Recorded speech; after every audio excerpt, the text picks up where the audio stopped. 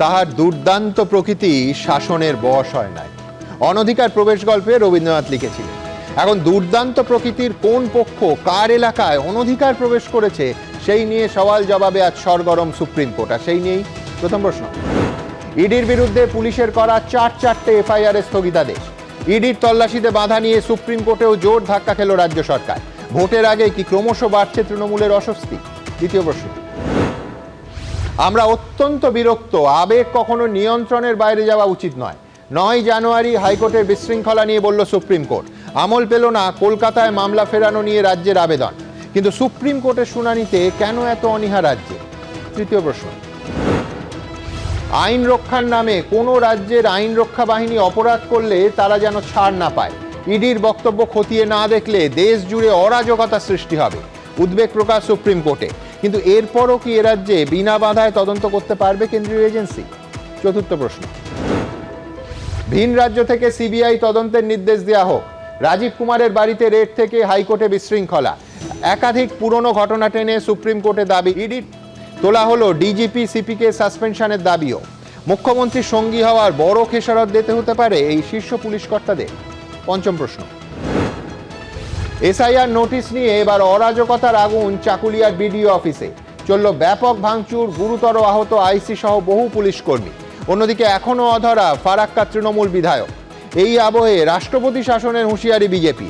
কোন দিকে গড়াচ্ছে জল? ষষ্ঠ প্রশ্ন। এসআইআর এর নথি হিসেবে গ্রাহ্য হবে না মাধ্যমিকের অ্যাডমিট কার্ড। শুনানিতে সাধারণ মানুষের হয়রানির মধ্যেই আর একটা নতুন সিদ্ধান্ত নির্বাচন কমিশনের। এই তুগলকি আচরণে মানুষকে আর কত হয়রান হতে হবে? তবে শুরুতেই দেখাবো আজ ইডি তল্লাশি মামলায় ঠিক কি নির্দেশ দিল সুপ্রিম কোর্ট। দেখুন। ইডির মামলায় 3 পক্ষের ধাক্কা। সুপ্রিম কোর্টে একসঙ্গে ধাক্কা খেল পশ্চিমবঙ্গ সরকার, তৃণমূল ও পুলিশ। বারবার আবেদন সত্ত্বেও কলকাতা হাইকোর্টে মামলা ফেরালো না সুপ্রিম কোর্ট।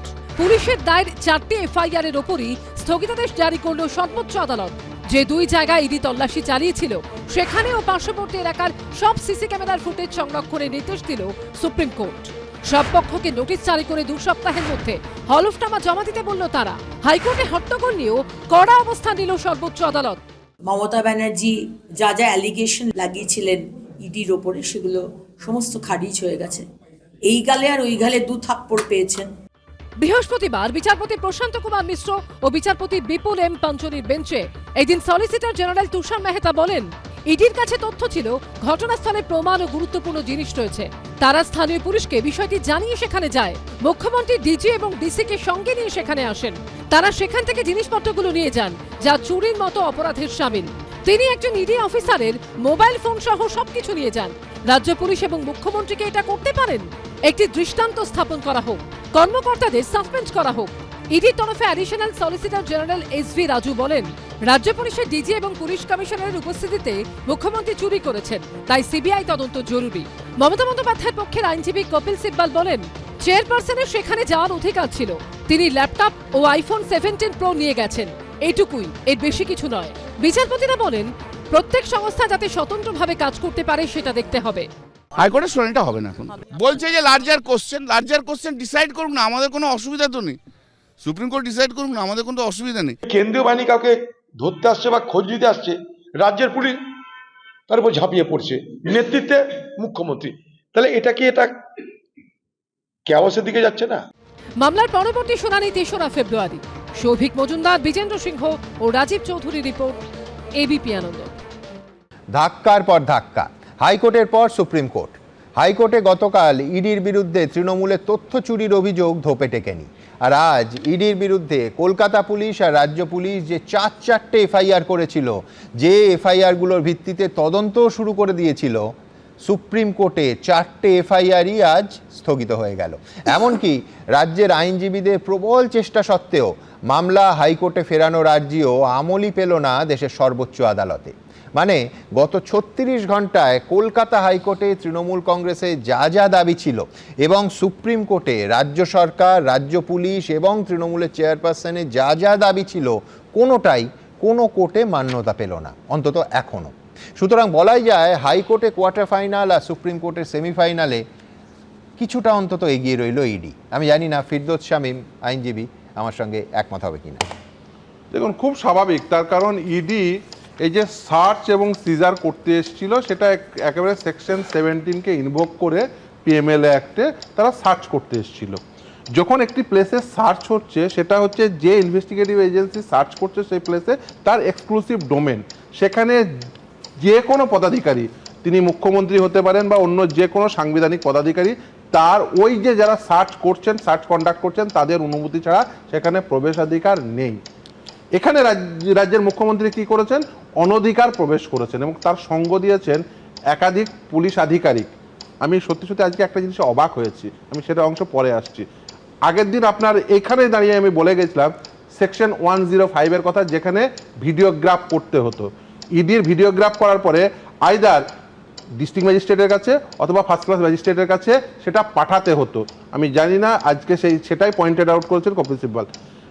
কিন্তু এই যে ইডি সার্চ করছিলেন, সার্চ করার পরে তারা সিজার তৈরি করতেন, তার আগেই মুখ্যমন্ত্রী নিয়ে চলে গেলেন, তার সঙ্গ দিলেন পুলিশ আধিকারিক। আমি আজকে যেটা কারণে অবাক হয়ে যাচ্ছে এটা বললাম, তার কারণ হচ্ছে আজকে ইডির পক্ষ থেকে বলা, সরি মার্জনা করবেন, কেন্দ্রের সরকারের পক্ষ থেকে বলা হচ্ছে তাদেরকে সাসপেন্ড করার জন্য তারা একটা অ্যাপ্লিকেশন একদম আজ সকালে। আমি এটা অবাক হয়ে গেছি, তার কারণ যেহেতু সার্ভিস সংক্রান্ত ম্যাটার করি, সাসপেনশন টাইম এন্ড এগেন আমি এবিপি আনন্দের স্টুডিওতে বলে গেছি, সাসপেনশন নাইদার এ পানিশমেন্ট নর এ স্টিগমা। আপনাকে একটা কেসের কথা মনে করে দিতে চাইছি। সতীশ চন্দ্র বর্মা ইসরাত জান ফেক এনকাউন্টার কেসে তার সুপার অ্যানুয়েশন অর্থাৎ রিটায়ার্ড হওয়ার 1 মাস পূর্বে তার সার্ভিস টার্মিনেট করে দেওয়া হয়েছিল এবং কে করেছিল? Home ministry. আর আজকে সেন্ট্রাল গভর্নমেন্ট এরকম একটি সেন্ট্রাল স্টেটের যে একটা কনফ্লিক্টের জায়গা তৈরি হয়েছে সেখানে সাসপেনশন চাইছেন, অর্থাৎ নাইদার এ পানিশমেন্ট নর এ স্টিগমা। একটা পুলিশ আধিকারিক একজন রাজীব কুমার, তিনি তার রিটায়ারমেন্ট হবে সম্ভবত 31 জানুয়ারি, সম্ভবত 31 জানুয়ারি। অর্থাৎ এই পরে তুমি বলছো যে যেহেতু পরের শুনানি 2 তারিখ বা 3 তারিখ, ততক্ষণে তিনি রিটায়ার করে যাবেন। সেফ প্যাসেজ দেওয়া হচ্ছে, রিটায়ারমেন্টের পরে ডিসিপ্লিনারি প্রসিডিং ইনিশিয়েট করলে সেই ডিসিপ্লিনারি প্রসিডিং খুব স্বাভাবিক কারণেই চ্যালেঞ্জ করবেন, স্যাটিসফাইড হয়ে যাবে। ফলে এই সেফ প্যাসেজটা কেন দিচ্ছেন? কারণ আমি এই কথাটা উল্লেখ করছি কারণ রাজীব কুমারের এর আগের একটি মামলা সিবিআই তদন্ত করতে এসছেন। এই রাজ্যের মাননীয় মুখ্যমন্ত্রী রাস্তায় বসেছিলেন, রাজীব কুমারের কাছে ওই সিবিআই তদন্ত করতে এসে সিবিআই আধিকারিকদের কি হালত হয়েছিল আপনারা দেখিয়েছেন। ফলে এই রাজীব কুমারের সেই মামলা রেফারেন্স আজকেও কোর্টে উঠেছে। 6 বছর পরে ক্যান্সেলেশন অফ বেল ফাইল করার পর হওয়ার জন্য সেই তার পরিণতি কি হয়েছিল সেটাও দেখেছেন। অর্থাৎ সেন্ট্রাল গভর্নমেন্ট এম্পাওয়ার যে কাজটি করতে, ডিসিপ্লিনারি প্রসিডিং ইনিশিয়েট করে তার সার্ভিস টার্মিনেট করা উচিত ছিল, মানে প্রসিডিংস নেওয়া উচিত ছিল। তার কারণ হচ্ছে এমন একটি গর্হিত কাজ করেছেন যেটা তারা করতে পারেন না। সেদিন আজকে আমি অবাক হয়ে গিয়ে শুনছিলাম, অবাক হয়ে যাচ্ছিলাম শুনতে শুনতে, যে বলছেন যে রাজ্যের মাননীয় মুখ্যমন্ত্রী জেড ক্যাটাগরি নিরাপত্তা পান, তাই ডিজি পুলিশ সেখানে উপস্থিত ছিল। আচ্ছা, প্রতিটি জেড ক্যাটাগরি নিরাপত্তা পাওয়া ব্যক্তিদের কাছে ডিজিপি থাকেন তো?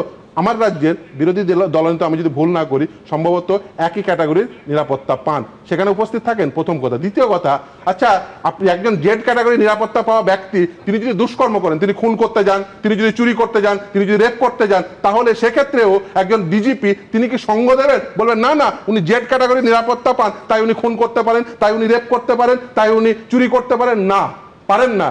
আপনার উচিত ছিল সেদিন এই দুষ্কর্ম হওয়া থেকে আপনাকে প্রতিহত করা। যে ওখানে উপস্থিত সমস্ত পুলিশ আধিকারিক থেকে শুরু করে অন্যান্য আধিকারিকরা তাদের ডিউটি করতে ফেল করেছেন এবং শুধু তাই না, এই দুষ্কর্মে সহযোগিতা করেছেন। সেই কারণে অ্যাবেটার হিসাবে তাদেরও কিন্তু একই শাস্তি পাওয়া উচিত। এবং শুধু তাই না, যেহেতু তারা সার্ভিস করেন, সেহেতু সার্ভিস রুল অনুযায়ী তাদের বিরুদ্ধে ডিসিপ্লিনারি প্রসিডিং ইনিশিয়েট করে তাদের সার্ভিস টার্মিনেট করা উচিত। ওই সাসপেনশনের এই নাটক মঞ্চস্থ করে যে সাসপেনশন নাইদার এ স্টিগমা নর এ পানিশমেন্ট, এরকম একটি সিচুয়েশন তৈরি করে শুধুমাত্র জনগণকে বোকা বানানোর এই পদক্ষেপ নেওয়ার কোনো মানে হয় না। এইভাবে একটা সেফ প্যাসেজ দিয়ে তাকে রিটায়ার্ড করে যাওয়ার পরে তার সমস্ত বেনিফিট নিয়ে তিনি রিটায়ার্ড করে যাবেন, এরকম একটি দুষ্কর্ম করার পরেও সেটা একেবারেই কাঙ্ক্ষিত নয়। ফিরদৌস শুরুতেই একটা মারাত্মক অভিযোগ করলো। ফিরদৌসের বক্তব্য যে অবস্থান কেন্দ্র সরকার বা ইডির নেয়ার কথা তার থেকে নরম অবস্থান নিয়েছেন। তার কারণ আজকে সকালে যে নতুন পিটিশন, আমি আলাদা করে সেই পিটিশনের প্রসঙ্গে আসব, যে পিটিশনে ইডির তরফ থেকে একেবারে স্পষ্ট করে এই রাজ্যের ডিজিপি কলকাতার পুলিশ কমিশনার এবং ডিসি সাউথের সাসপেনশনের দাবি তোলা হচ্ছে। আইনজীবী ফিরদৌস শামীম মনে করছেন সাসপেনশন এক্ষেত্রে যথেষ্ট শাস্তি নয়। ফিরদৌস মনে করছে শাস্তিই নয়, সুতরাং যথেষ্ট কড়া অবস্থান নেয়নি অন্য পক্ষ। আমি বলছি এর ভেতরে রাজনৈতিকভাবে আপনি যদি রাজনৈতিক দৃষ্টিকোণ, রাজনৈতিক চশমা পরে দেখেন, তাহলে নিঃসন্দেহে এটা সেই ঘুরে ফিরে সেটিংয়ের তত্ত্বে যাবে কিনা আলোচনার পরবর্তী পর্যায়ে দেখা যাবে। কিন্তু এখন আপনাদের দেখাবো যে এই রকম যদি চলে তাহলে এই দেশে রাজ্যে রাজ্যে অরাজক পরিস্থিতির সৃষ্টি হতে পারে, এই আশঙ্কা প্রকাশ করলেন আজকে খোদ সুপ্রিম কোর্টের মাননীয় বিচারপতিরা। দেখুন, আমরা বিশ্বাস করি এটা সংস্থার কাজকর্মে হস্তক্ষেপের একটি গুরুতর বিষয়। সমস্ত সংস্থা যাতে স্বাধীনভাবে তাদের কাজ করতে পারে তা নিশ্চিত করার জন্য এই শুনানি প্রয়োজনীয়। বৃহস্পতিবার সুপ্রিম কোর্টে ইডির মামলায় এমনই মন্তব্য করল বিচারপতি প্রশান্ত কুমার মিশ্র ও বিচারপতি বিপুল এম পাঞ্চলির বেঞ্চ।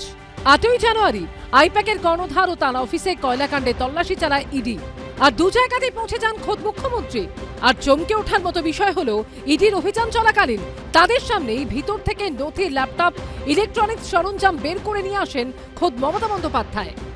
देखो मैंने सब लेके आया, सो माय हार्ड डिस्क, सी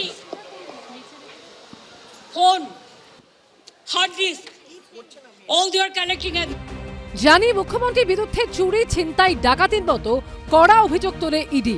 পাল্টা তৃণমূলের দাবি তাদের দলের নথি নিতেই হানা দিয়েছিল ইডি। মামলার জল গড়ায় সুপ্রিম কোর্ট অবধি। এই নিয়ে ইডির করা মামলার প্রসঙ্গে বৃহস্পতিবার বিচারপতি প্রশান্ত কুমার মিশ্র ও বিচারপতি বিপুল এম পাঞ্চলির বেঞ্চ বলে, এই মামলা কেন্দ্রীয় সংস্থার তদন্তে রাজ্যের সংস্থার হস্তক্ষেপ নিয়ে গুরুতর প্রশ্ন তুলেছে। প্রত্যেক সংস্থা যাতে স্বতন্ত্রভাবে কাজ করতে পারে সেটা দেখতেই হবে। যদি উপযুক্ত অনুমতি এবং নথি নিয়ে কেউ তদন্ত করতে চায় তাহলে প্রাথমিকভাবে তাদের উদ্দেশ্য নিয়ে প্রশ্ন তোলার জায়গা থাকে না। কোনো কেন্দ্রীয় সংস্থা কোনো দলের নির্বাচনী কাজে হস্তক্ষেপ করতে পারে না, সেটা যেমন ঠিক, তেমনি কেন্দ্রীয় সংস্থা যদি সঠিকভাবে কাজ করে তাহলে রাজনৈতিক দল যুক্ত আছে বলে তারা তদন্ত করতে পারবেন না, তেমনটাও নয়।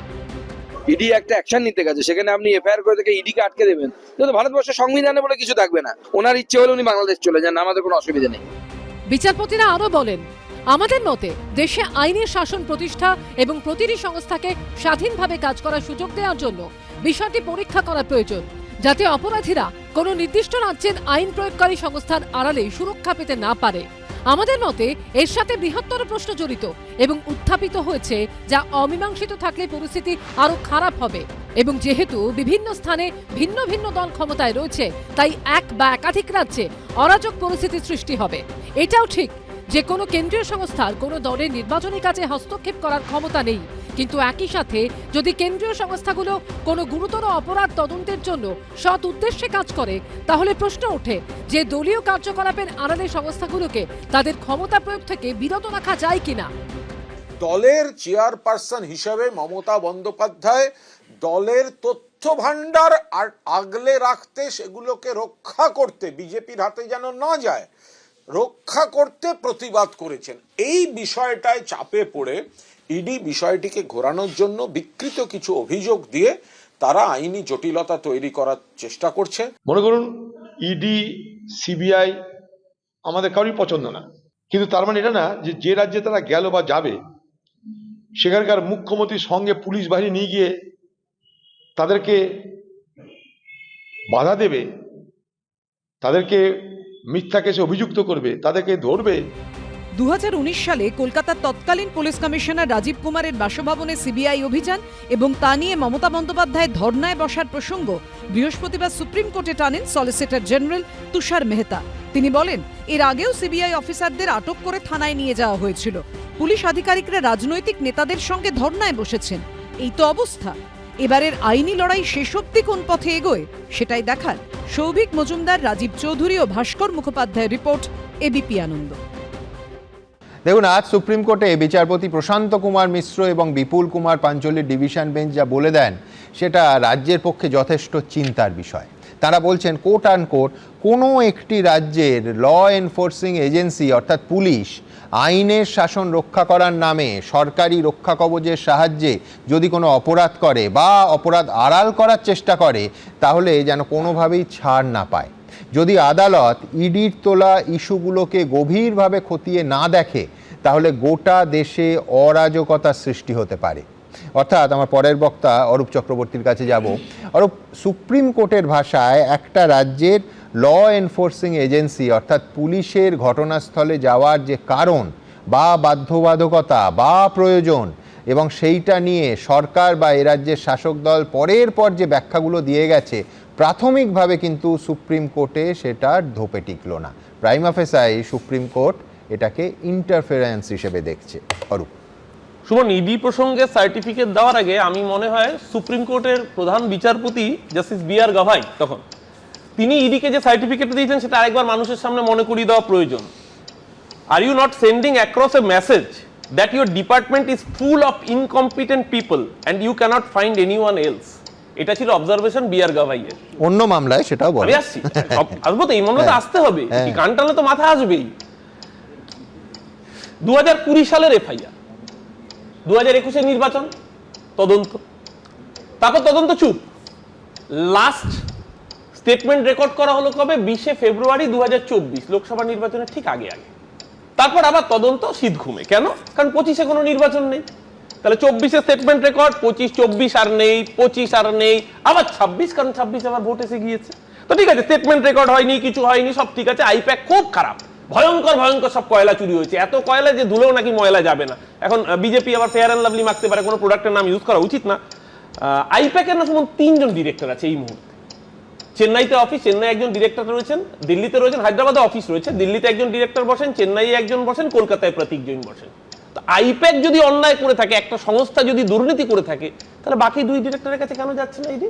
প্রথম প্রশ্ন আমার, মানে সাদা মনে কাদা যাই বলুন না কেন, আমার ছোট্ট একটা প্রশ্ন দর্শকদের উদ্দেশ্যে। কিন্তু বাকি ডিরেক্টরদের কাছে যাওয়া দিয়ে শুরু করলে বিরোধীরা খুব খুশি হবে, কান টানলে মাথা আসে।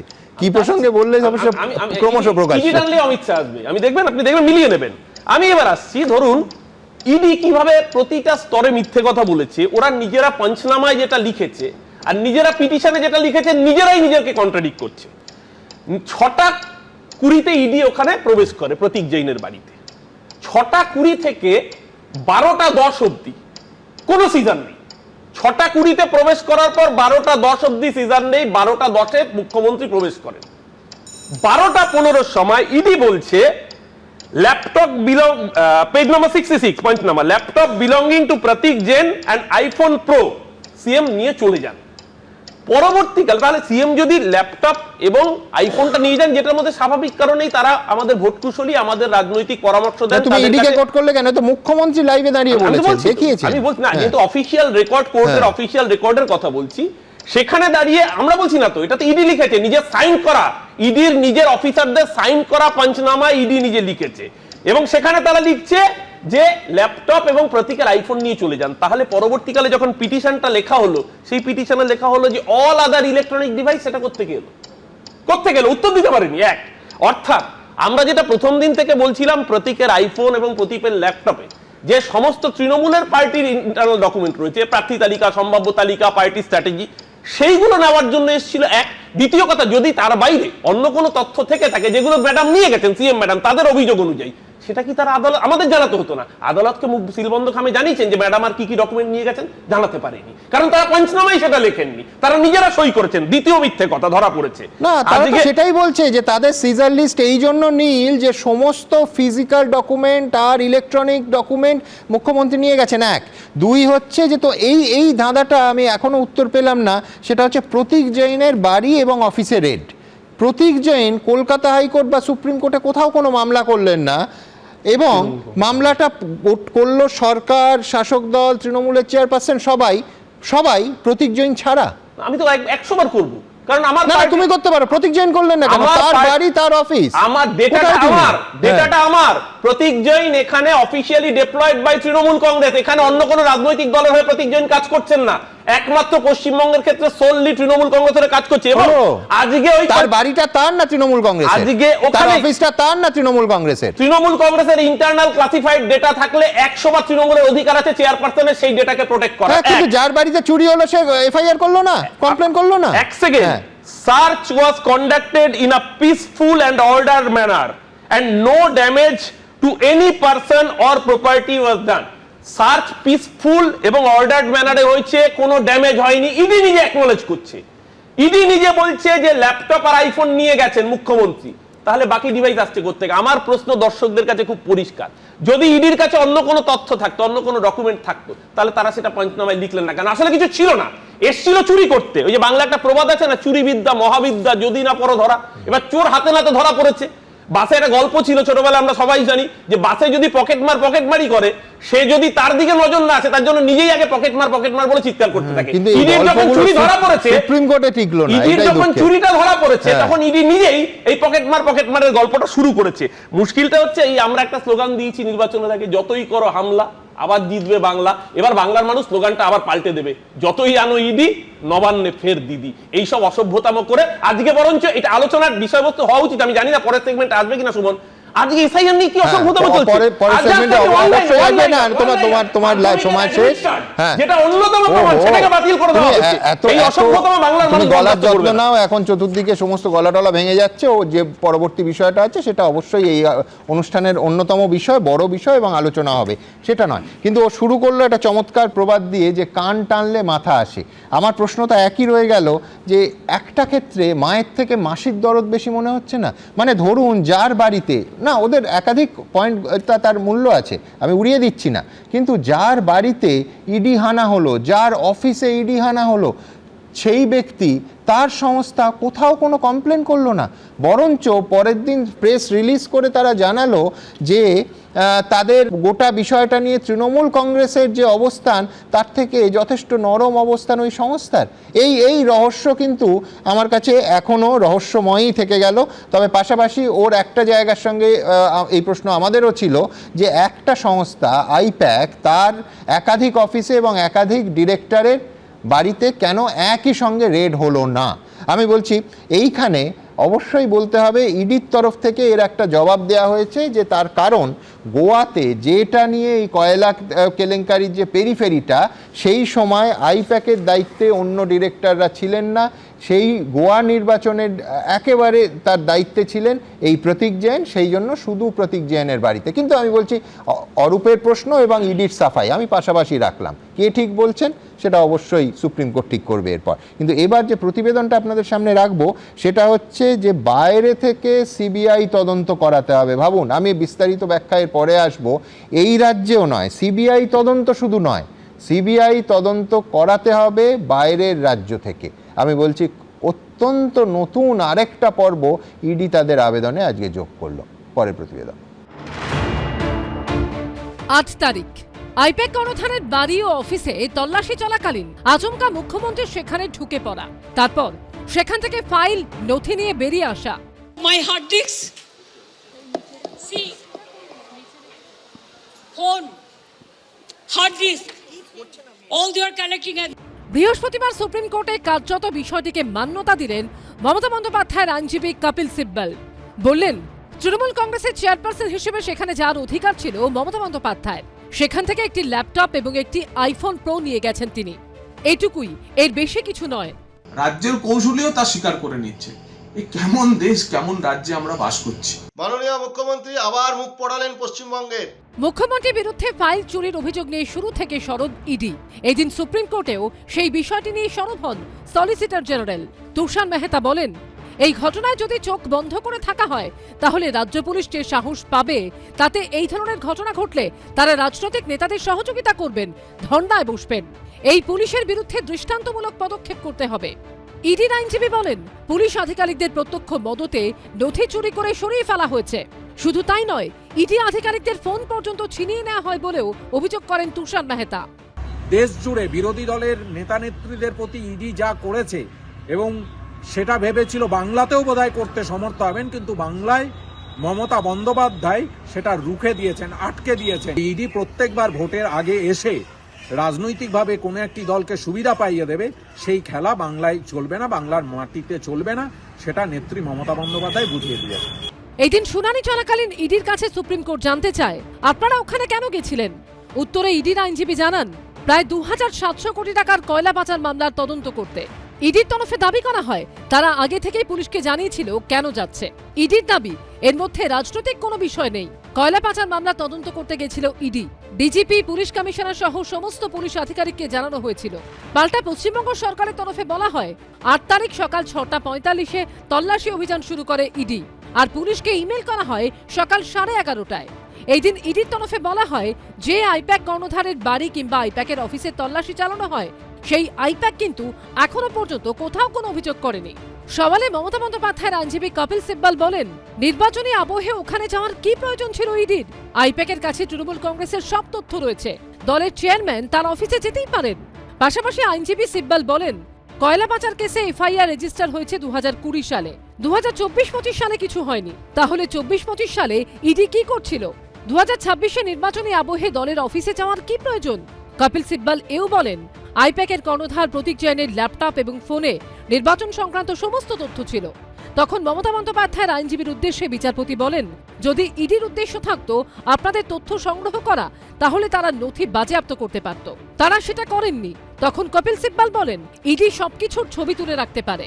বিচারপতি বলেন, ইডি জানিয়েছে তারা কিছুই বাজেয়াপ্ত করেনি। তুষার মেহতা বলতে চাইছেন যে যদি নির্বাচনের সময় আর্থিক দুর্নীতি হয়ে থাকে তাহলে তদন্ত করতে অসুবিধা কোথায়? অতিরিক্ত সলিসিটর জেনারেল এসভি রাজু আর্জি জানান, সিবিআই ঘটনার তদন্ত করুক, তদন্ত হোক রাজ্যের বাইরে। বিজেন্দ্র সিংহ, সৌভিক মজুমদার ও অভিজিৎ চৌধুরী রিপোর্ট, এবিপি আনন্দ। দেখুন, একেবারে উল্টো দিক থেকে এবার আসি। আজ মমতা বন্দ্যোপাধ্যায়ের আইনজীবী কপিল সিব্বল বলেন যে 2024 এবং 2025 সালে ইডি কি করছিল, তার কারণ মামলাটা সেই পুরনো টাইম লাইনটা প্রতিদিন প্রায় আপনাদের সামনে যেটা রাখি, 2020 সালের মামলা। ইডি 24-এ গেল না, 25-এ গেল না, 26-এ ভোটের আগে আইপ্যাকের অফিসে গেল কেন? আচ্ছা, ধরুন আইপ্যাক যদি দোষী হয়, তাদের সব অফিস, সব ডিরেক্টরের বাড়িতে একই সঙ্গে কেন রেড হলো না? খানিকক্ষণ আগে অরূপ যে প্রশ্ন তুলল। পাশাপাশি সুপ্রিম কোর্টের বিচারপতিরা কিন্তু এটাও একেবারে স্পষ্ট করে মনে করিয়ে দিয়েছেন যে কোনো কেন্দ্রীয় এজেন্সিরই ক্ষমতা নেই কোনো রাজনৈতিক দলের নির্বাচনী কাজে হস্তক্ষেপ করার। আবার উল্টোটাও, রাজনৈতিক দলেরও আইন মেনে চড়া একটা তদন্তে হস্তক্ষেপের ক্ষমতা নেই। অর্থাৎ আমার পরের বক্তা কৌস্তব বাগচির কাছে আসবো। কৌস্তব, ইডি কেন শীত ঘুমে চলে গেছিল আর ভোটের আগে হঠাৎ কেন জেগে উঠলো? না, জেগে ওঠাটা বেআইনি নয়, কিন্তু এই প্রশ্নটা আজকে সুপ্রিম কোর্টেও কিন্তু থেকে গেল। সুপ্রিম কোর্ট তো এটা বলেছে, এবং বলতে গিয়ে সুপ্রিম কোর্ট এই অর্ডারেও এই রিফ্লেকশনটা যখন বলছিল, এখন আমি জানি না অর্ডারের এখনো তো হার্ড কপি পড়ছিল না, সফট কপি এখন আসেনি, যেটুকু এই প্রসিডিংস থেকে পেয়েছিলাম সেখানে কত কোটি টাকার দুর্নীতি, কবে থেকে দুর্নীতি, কোন ফার্মের কি ইনভলভমেন্ট, এইসব ব্যাপার নিয়ে কথোপকথন হয়েছে। এখন এটার মধ্যে খুব একটা বিশেষত একটা ইনভেস্টিং এজেন্সি, তার পারভিউ আছে, সে কীভাবে ইনভেস্টিগেট করবে, কার কাছে কখন যাবে, সেটা তাদের পারভিউ। আমি ইডির মুখপাত্রও নয়, বা আমি এই নিয়ে মন্তব্যও করব না।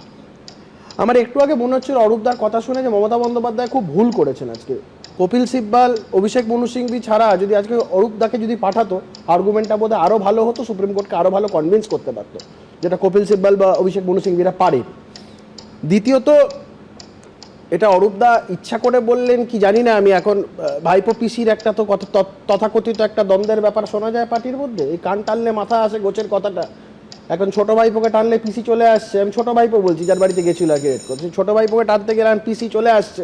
এই কথাটা কি কারণে বললো অরূপদা? কারণ এটা খুব খুব গুরুত্বপূর্ণ বিষয়, দেখার বিষয়, যে ভাইপোকে সমস্ত ব্যাপারে তিরিং বিরিং করতে দেখা যায়, সেই পিসির প্রায় আজকে একটা জেল যাত্রার সম্মুখীন হয়ে আছে, সে ভাইপো এখনো মুখে রাগ কাটছে না। না না, আজকেও তার সাথে না, আমি বলছি পিসি জেলে যাবে, ভাইপোর তো একদম তছনছ করে দেওয়া উচিত। সে ভাইপোকে কোথায় দেখা যাচ্ছে? কোথাও দেখা যাচ্ছে না। সাথে সাথে অরূপদারই স্টেটমেন্টটা কান টানলে মাথা আসে, খুব তাৎপর্যপূর্ণ। অরূপদা খুব পলিটিক্যাল মানুষ, এবং অরূপদা এই বিষয়গুলো খুব খুব তাৎপর্যপূর্ণ এই কথাগুলো। তারপরে কি সব ক্লাসিফাইড ডাটা ফাটার কথা বলছিল, আমার মনে হচ্ছিল এটা তৃণমূল কংগ্রেস, টিএমসি না এনআইএ, তাদের আবার ক্লাসিফাইড ডাটা, মাটির ভাঁড়ের আবার হ্যান্ডেল, তৃণমূলের আবার ক্লাসিফাইড ডাটা, যাদের গোষ্ঠী কোন্দল, রাস্তার মধ্যে এ ওকে মারছে, এ তাকে ধরে মারছে, এরকম এই বিষয় চলছে, তাদের নাকি আবার ক্লাসিফাইড ডাটা। সুমনদা, সব থেকে ডিস্টার্বিং যে বিষয়টা, সেটা হচ্ছে আজকে আমাদের রাজ্যের মুখ্যমন্ত্রী, তার বিরুদ্ধে কি কি অভিযোগ? তার বিরুদ্ধে অভিযোগ হচ্ছে theft of digital evidences and documents, criminal trespass, causing disappearance of evidence। এগুলো হচ্ছে রাজ্যের একজন সাংবিধানিক পদে একজন বসে থাকা একজন মুখ্যমন্ত্রীর বিরুদ্ধে অভিযোগ করছে একটা কেন্দ্রীয় তদন্তকারী সংস্থা। তাদের বক্তব্যটা কি? তারা বলছে স্টেট পুলিশ সমস্ত ডকুমেন্টসগুলো নিয়ে গেছে, যেগুলো ইডি সিজ করে ইন্ডেক্স পর্যন্ত করে রেখেছিল, সমস্ত কিছু করে রাখার মতন অবস্থায়। যে বলছে না সকাল থেকে 12টা অবধি ততক্ষণ কি করছিল, একটা তো প্রসেস থাকে। এখানে তাদের পিটিশনে স্পষ্ট, তো আমি আজকে ওই দেখছিলাম ওই আগের দিন একটা কপি, কিন্তু ধারাগুলো এখন অভিযোগ না, স্তরেই অবশ্যই আছে, সেটা তারাই তো অভিযোগ prayer করেছে, প্রমাণিত তারা তো- হয়নি। এটা তো ইডির প্রেয়ার, এটা তো specific prayer before the honourable supreme Court, যেটা হাইকোর্টের কাছে তাদের প্রেয়ার ছিল যে সিবিআই কেস রেজিস্টার করুক এবং appropriately criminal proceeding let criminal law be set into motion, এটাই তাদের প্রেয়ার ছিল। সেখানে অভিযোগগুলো তো মারাত্মক। আজকে একটা কেন্দ্রীয় তদন্তকারী সংস্থা এই সমস্ত কিছু এত কিছু বলার পরে আমি গোদা বাংলায় বিষয়টাকে দেখাতে চাইছি। সেটা হচ্ছে একটা তদন্তকারী সংস্থা তাদের তদন্তের স্বার্থে এক জায়গায় রেড করতে গেল, তারা সার্চ সিজার অপারেশন চালু করছে, তারা সেখানে সার্চ সিজার করছে, হঠাৎ করে সেখানে মুখ্যমন্ত্রী ঢুকে নিয়ে গিয়ে সমস্ত কাগজপত্র নিয়ে বেরিয়ে চলে গেল। আমি বলছি যে কোনো সাধারণ মানুষের কাছে এই জিনিসটা, তারা এত কিছু, তারা ক্লাসিফাইড ডেটাও বুঝছে না, তারা এত কিছু তৃণমূলের এই এত কিছু আছে, এনআইএ সিআই এর মতন অনেক কিছু আছে, এত কিছু বুঝছে না। তারা দেখছে মমতা বন্দ্যোপাধ্যায় খালি হাতে ঢুকলেন, ফাইল নিয়ে বেরিয়ে যাচ্ছেন, মমতা বন্দ্যোপাধ্যায়ের পুলিশরা তারা কাগজ নিয়ে বেরিয়ে যাচ্ছে। তারা আরেকটাও ভাবছে যে ইডি কি নিধিরাম সর্দার, কচি খোকা, এটা ভাববে না? মমতা বন্দ্যোপাধ্যায় রেডের জায়গায় ঢুকলেন, তিনটে অ্যাকর্ডিং টু ইডি সব এভিডেন্স, তার ভেতরে ল্যাপটপ, ফোন সব নিয়ে তিনি বেরিয়ে গেলেন কতক্ষণে? 9 মিনিটে। আমি বলছি নিধিরাম সর্দার ছাড়া এই জিনিস হয় না। বিষয় না, এটা মাথায় আমাদের রাখতে হবে। যিনি গেছিলেন তিনি রাজ্যের মুখ্যমন্ত্রী, তিনি কোনো পঞ্চায়েত সমিতির সদস্য নন বা গ্রাম পঞ্চায়েতের মেম্বার নন, যাকে ইডি যখন তখন পারলে একটা রেস্ট্রিক্ট করবেন। কারণ মুখ্যমন্ত্রীকে কোন আইনে যদি একটা বৈধ রেড হয় সেখানে মুখ্যমন্ত্রী কেন, প্রধানমন্ত্রী গেলেও কিভাবে ঢুকতে পারবে? কোন আইনের জবাব হচ্ছে মুখ্যমন্ত্রী তার নিজের পদের অপব্যবহার করে, তার সাংবিধানিক পদের অপব্যবহার করে, taking advantage of our position, তিনি এই জিনিসটা করতে পেরেছেন। আমি একটা ছোট্ট উদাহরণ দিই, আমি না দিয়ে পাচ্ছি না। হেমন্ত সোরেনকে যখন এই ইডি গ্রেফতার করতে গেছিল, তখনও সেই মুহূর্তে হেমন্ত সোরেন সেই রাজ্যটার মুখ্যমন্ত্রী ছিলেন। সুতরাং আবার নিধিরাম সর্দার আসবে। তবে একটা পলিটিক্যাল অংশ আমি না এসে থাকতে পারছি না, তুমি যেটা দিয়ে শুরু করেছো কৌস্তব, মানে রহস্যটা বেশ জমিয়ে তুলেছে, যে মুখ্যমন্ত্রী এবং অভিষেক বন্দ্যোপাধ্যায়ের মধ্যে কি কোনো আরও বড় ধরনের বিষয়, কোনো বিভেদ, কোনো ফাটল দেখা দিয়েছে, যে অভিষেক বন্দ্যোপাধ্যায় নাকি মুখ খুলছেন না। আমি বলছি আজকেই নন্দীগ্রামে এই নিয়ে বিস্তারিত বলেছে। কিন্তু কৌস্তব, একটা জায়গায় আমি ঠিক তোমার উল্টো কথাটা বলবো, যে আইপ্যাককে এই তখন প্রশান্ত কিশোর ছিলেন, তারপর প্রতীক জৈন, এই রাজ্যে বা তার দলের কাজে কে নিয়োগ করেছিলেন? তুমি নবান্নের সেই দিনটা তোমার মনে থাকবে যখন অভিষেক বন্দ্যোপাধ্যায় ফিজিক্যালি প্রশান্ত কিশোরকে নিয়ে নবান্নে ঢুকলেন।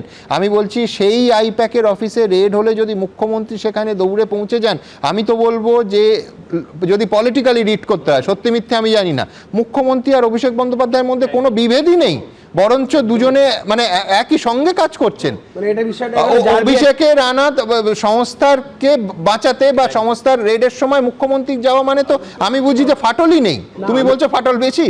আমি বলছি না না না, আলটিমেটলি পাঠিয়ে দিল, নিজে ফেস করলাম না, মমতা বন্দ্যোপাধ্যায়কে ফেস করালাম না। ওর আমার মনে হয় ওর মনে হয় গুলিয়ে গিয়েছে, কারণ ও তো ব্যারাকপুরে থাকে, ও ফাটল আর দ্বন্দ্বের ব্যাপারটা গুলিয়ে গেছে। কারণ শ্রমিক ভট্টাচার্য 2019 সালে লোকসভা ভোটের আগে যখন অর্জুন সিং এর মুখোমুখি পড়ে গিয়েছিলেন, তোমাদের ক্যামেরা দেখাতে পারেনি কি কি শব্দবন্ধ ব্যবহার করেছিল, তাই ফাটল আর কান মাথা ইত্যাদি ভালো বলতে পারবে। দ্বিতীয়ত ও অনেক কিছু বললো যে ইডি এই অভিযোগ করেছে, তো ইডি তো স্মাগলার বলেছে, নারী শিশু পাচারকারী বলেছিল নিশীথ প্রামাণিককে। সেই নিশীথ প্রামাণিক কেন্দ্রের স্বরাষ্ট্র দপ্তরের হাফপ্যান্ট মন্ত্রী হয়ে গেছে। শুভেন্দু অধিকারীকে চোর তো আমরা বলিনি, প্রথম বিজেপি বলেছিল। ইডি রেকর্ড এই অফিশিয়াল স্টেটমেন্ট, কোথায় অফিশিয়াল স্টেটমেন্ট? ভাই তুমি তখন বিজেপি করতে না, আমি বিজেপি নাই করতে পারি, আমি বিজেপি করার সময় শুভেন্দুকে চোর তুমিও বলেছো। আচ্ছা তোমার অফিশিয়াল স্টেটমেন্ট শোনাবো, তুমি শুভেন্দুকে দলের প্রধান মুখপাত্র নাম কি? তোমার অফিশিয়াল স্টেটমেন্ট শোনাবো। শুভেন্দু অধিকারীকে কৌস্তব কি বলেছে? আমার প্রধান মুখপাত্র নাম ঘুষখোর আমি বলিনি, আমি বলছি তোমাদের দলের প্রধান মুখপাত্র নাম কি? রেকর্ড রয়েছে। কুনাল ঘোষ কি বলেছে? ডাইভার্ট করো না, আমার কথাটা বলতে দাও। আমি যে কথাটা বলতে চাইছিলাম, আমার বাড়িতে আমার পরিবারের লোকের দিকে যদি কেউ একটা আঙুলও তোলে, আমি চুপ করে বাড়িতে বসে থাকবো? ওই দুটো চারটে বিবৃতি দিয়ে থেমে যাব? আজকে অভিষেক বন্দ্যোপাধ্যায়কে যদি পুলিশ আজকে তুলে নিয়ে যেতে হয়, মমতা বন্দ্যোপাধ্যায় চুপ করে বসে থাকবে? কেমন ভাইপোরে বাবা! নিজের পিসিকে আজকে জেল যাত্রার সম্মুখীন, নতুন ভাইপোর আমদানি হয়েছে বলে খুব উল্লেখিত। আমি বলি না, ও নতুন ভাইপোর আমদানি হয়েছে, আমার বলতে এটা অসুবিধা কেন? শুনতে এত অসুবিধা কেন? বলো বলো। আমি বলছি তোমার যদি পিসি কেন করতে চুপ থাকতে তুমি? আজকে তার যার পিসির বিরুদ্ধে সিবিআই এফআইআর চাইছে, যার পিসিকে নিয়ে সারা দেশ তোলপাড় হচ্ছে, মানুষজন বলছে ওই দেখো ফাইল চোর পিসি, সিবিআই পর্যন্ত বলছে। আমি দাঁড়াও, আমি বলতে দাও, আমি একটু বলিনি অরূপদা প্লিজ। আবার তোমাকে হাত দেবো তখন ওটারে ভিডিও করবে, তখন ওই সব মিমফিম হয়ে যাবে। না, এটা আজকে তো এমনি ভিডিও হবে, তার কারণ তো আমি কাকতালীয় কিনা জানি না, তোমাদের রংগুলো লক্ষ্য করো, এই রকম মিল না, তো আমার তো সেটিং এমনি- ছাড়া আমার মুশকিল। এরকম সাদা কালো Closet এত। আমি সাদা কালো কোটে তো এটাই পড়ি, আমাকে দেখে যদি এখন অরূপ দা সেটা নকল করতে চায় আমি কি করতে পারি বলো? আচ্ছা, যাই হোক। আমি বলছি কি সুমন দা, সেটা হ্যাঁ। হচ্ছে আমার কথাটা খুব স্পষ্ট। অভিষেক বন্দ্যোপাধ্যায় কোথায় কোন জায়গায় একটা দুটো বিবৃতি দিল, কি দিল না দিল, দ্যাট ইজ অ্যাবসলিউটলি রিডান্ডেন্ট। কিন্তু যার পিসি এত একটা বিপদের মুখে দাঁড়িয়ে আছে, তিনি সেবাশ্রয় করে বেড়াচ্ছেন।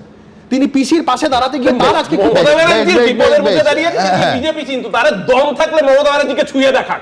যদি এক বাপের বেটা হয়ে থাকে মমতা ব্যানার্জিকে আমি ছুঁয়ে এখান দেখাক। থেকে আবার আমরা আলোচনায় আসব, সেইখানে দেখাবো যে এই চারটে যে এফআইআর, চারটেই এক ধাক্কায় আজকে স্থগিত করে দিল মহামান্য সুপ্রিম কোর্ট। পরেরটা, বুধবার তৃণমূলের অভিযোগ খারিজ করে দিয়েছিল কলকাতা হাইকোর্ট। তার 24 ঘন্টার মধ্যে ইডির বিরুদ্ধে করা পুলিশের এফআইআরে স্থগিতাদেশ দিল সুপ্রিম কোর্ট। অন্যদিকে ইডির যুক্তিতে বুধবার কার্যত মান্যতা দিয়েছিল কলকাতা হাইকোর্ট। বৃহস্পতিবার তাদের ফুটেজ এবং নথি সংরক্ষণের আর্জিতে সায় দিল সুপ্রিম কোর্টও। ফলে আইপ্যাকে তল্লাশি সংক্রান্ত মামলায় হাইকোর্ট এবং সুপ্রিম কোর্ট জোড়া আদালতে মান্যতা পেল ইডির যুক্তি। আর আদালতে ধাক্কা খেল তৃণমূল, রাজ্য সরকার এবং পুলিশ। গত সপ্তাহে বৃহস্পতিবার লাউডন স্ট্রিটে আইপ্যাক কর্ণধার প্রতীক জৈনের ফ্ল্যাট এবং তারপর সেক্টর 5-এ আইপ্যাকের অফিসে তল্লাশি চালায় এনফোর্সমেন্ট ডিরেক্টরেট। কিন্তু তল্লাশির মাঝেই সেখানে পৌঁছে যান মমতা বন্দ্যোপাধ্যায়। তারপর শটান ভিতরে ঢুকে বেরিয়ে আসেন ফাইল হাতে। এরপর আবার ইডি এবং সিআরপিএফ এর অজ্ঞাত পরিচয় আধিকারিকদের বিরুদ্ধেই 4টি এফআইআর দায়ের করা হয়। 2টি এফআইআর হয় শেক্সপিয়ার সরণি থানায়, 2টি এফআইআর হয় ইলেকট্রনিক্স কমপ্লেক্স থানায়। 2টি থানাতেই একটি করে এফআইআর হয় মমতা বন্দ্যোপাধ্যায়ের অভিযোগের ভিত্তিতে। এফআইআর এর ভিত্তিতে তদন্তে নামে পুলিশ। লাউডন স্ট্রিটে প্রতীক জৈন যে বহুতলে থাকেন, সেখানকার সিসি ক্যামেরার ডিভিআর বাজেয়াপ্ত করে পাঠানো হয়েছে ফরেনসিক ল্যাবরেটরিতে। আর সল্টলেকে আইপ্যাকের অফিস যে বিল্ডিং এ, সেখানকার ঢোকা বেরোনোর গেটের সিসিটিভি ফুটেজও সংগ্রহ করে পুলিশ। কিন্তু যে এফআইআর এর ভিত্তিতে এই তদন্ত শুরু করেছিল পুলিশ, তাতেই এবার স্থগিতাদেশ দিল সুপ্রিম কোর্ট। স্বাভাবিক তেরে দেবে ইডির কার্য পদ্ধতিতে যদি কেউ বাধা দেয়, ইডি একটা অ্যাকশন নিতে গেছে, সেখানে আপনি এফআইআর করে থেকে ইডিকে আটকে দেবেন, তাহলে ভারতবর্ষের সংবিধানে বলে কিছু থাকবে না।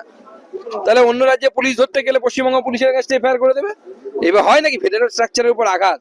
মমতা বন্দ্যোপাধ্যায় যেটা করেছেন সেটা হচ্ছে ভারতবর্ষের সার্বভৌমত্বকে, আমাদের সোভারেনিটিকে উনি চ্যালেঞ্জ করেছেন, ভারতবর্ষের সার্বভৌমত্বকে।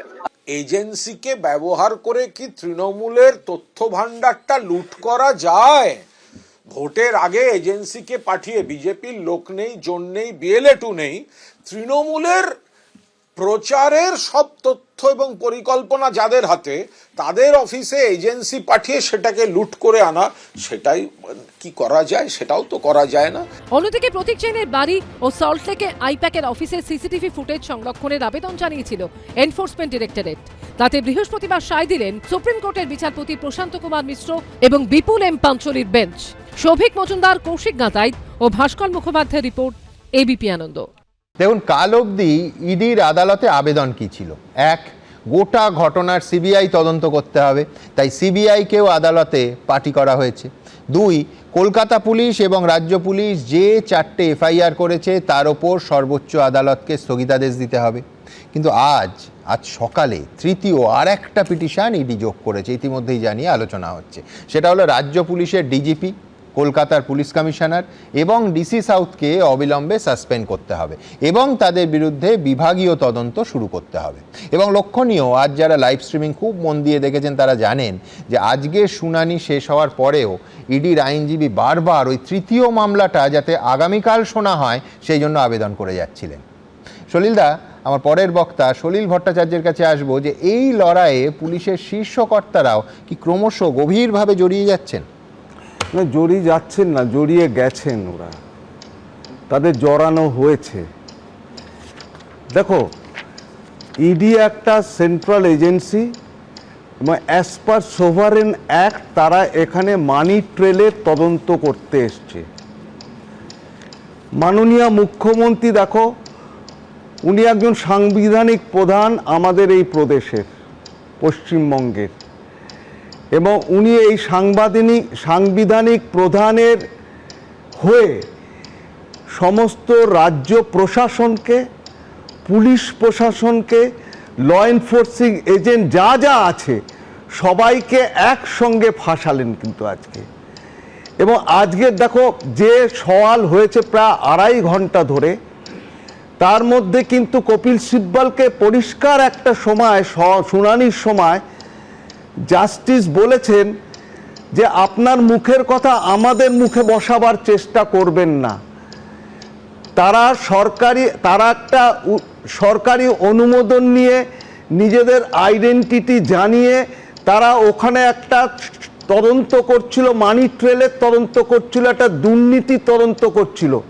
এবং তুমি জানো এই যে পিএমএলএ অ্যাক্ট, এর বাইরে কিন্তু তারা যেতে পারবে না। সুতরাং পিএমএলএ অ্যাক্টের উপরে যা যা কাগজ তাদের সংরক্ষণ করা দরকার সেইগুলো তারা পেরুস করছিল।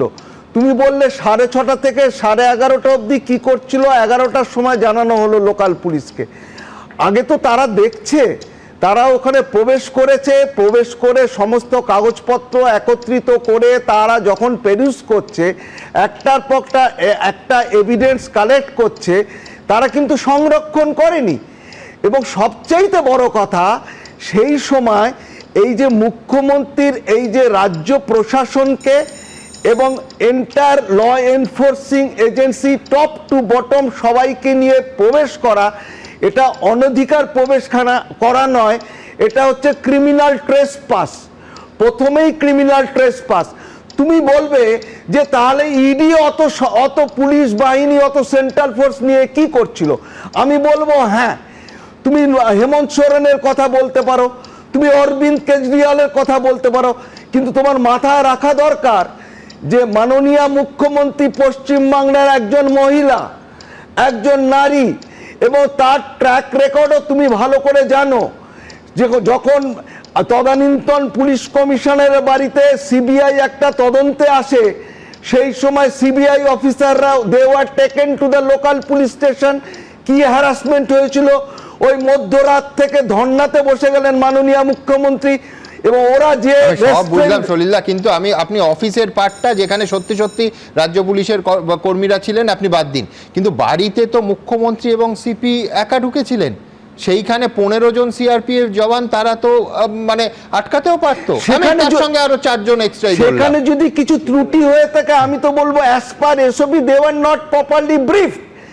এবং তাদের এবং আইন মেনে রেপ হচ্ছে, প্রপারলি ব্রিফ আমাকে কে করবে? আমি বলছি আর ধরুন বাস্তব কথাটা কি, সন্দেশখালির পরে ইডিরও তো জানা উচিত, এবং তারা সেইভাবেই তারা করে যে সন্দেশখালিতে আক্রান্ত হওয়ার পরে এই রাজ্যের কোনো রেড যে তাদের পক্ষে কেকওয়াক না হতে পারে, এটা মানে বলার জন্য, অনুমান করার জন্য তো বিশেষজ্ঞ হতে হয় না। সুমন, তুমি কখনো কল্পনাতে could you dream of this যে একটা রাজ্যের মুখ্যমন্ত্রী সেখানে লোক লস্কর, police commissioner, DG and IGP and IPS officer, EPS কেন স্বপ্ন মানে এই দুঃস্বপ্ন বা স্বপ্ন কেন দেখতে পারবো না? 2019-এ কি হয়েছিল?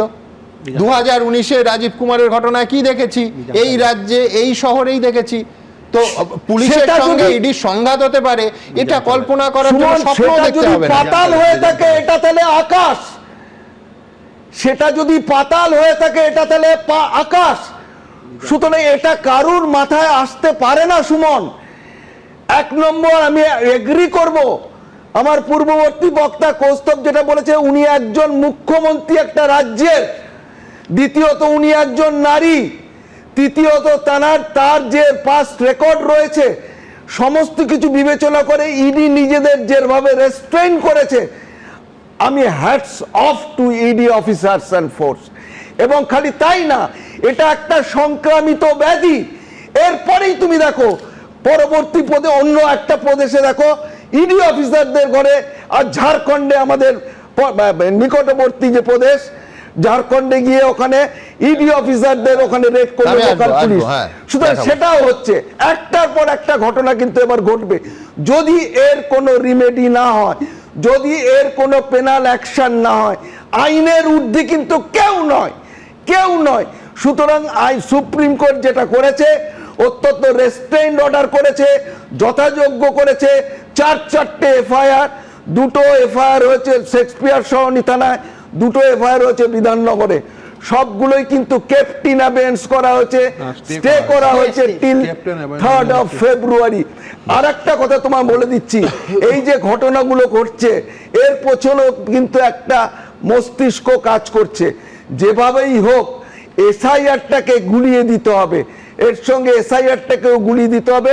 এবং সবচাইতে বড় কথা, এই প্রতীক জৈন আজকে কিন্তু সাইলেন্ট। এই কারণে সাইলেন্ট কারণ মানি ট্রেলের যে ঘটনা, সেই ঘটনা কিন্তু যথাযথ এবং তার কিন্তু সূত্র ধরেই এখানে তদন্ত হচ্ছিল এবং এটা ফ্যাক্ট যে ইডি আর কখন করবে।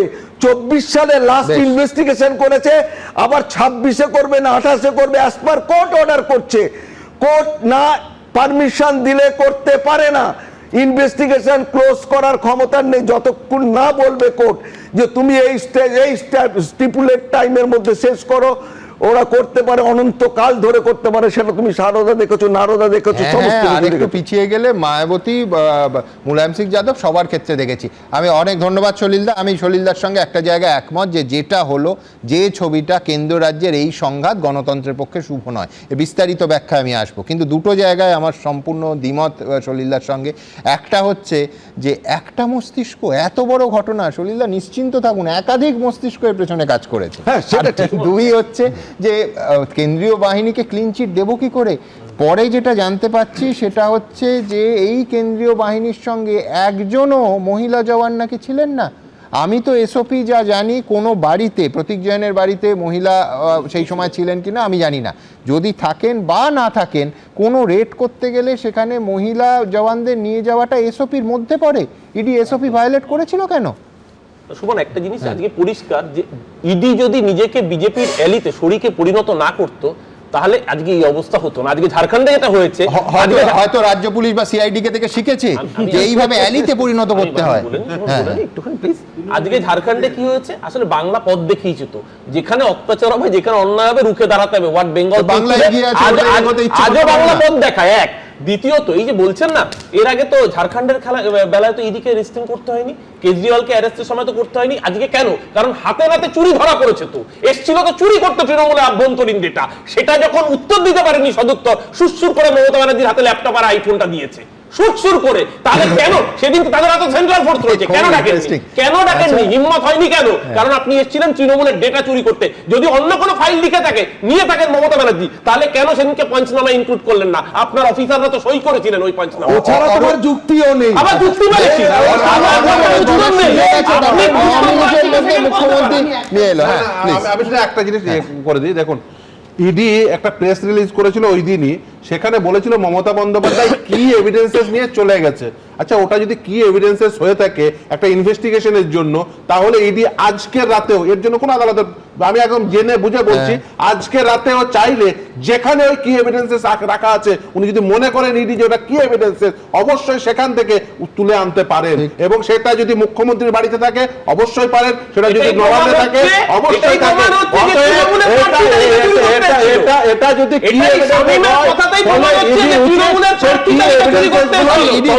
কি তদন্তে কোনো স্থগিতাদেশ লাগেনি, যেরকম পুলিশের তদন্তে লেগেছে। কৌস্তব, আমি বুঝতে পারলাম না, আজকে কোর্টে মামলা হলো, এত কিছু হলো, তারপরে শামীম দা যা বলছে, অরূপ দা বলছে, ওটাই যেটা বলছে সেটা ঠিক। এখন ইডির প্রসঙ্গটা হচ্ছে ইডি যে কথাগুলো বলেছে,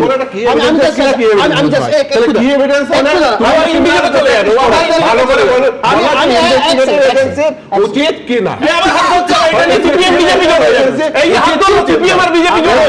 কি কোনো আদালতের নির্দেশ প্রয়োজন হয়? আদালতের কোনো নির্দেশ প্রয়োজন হয় না।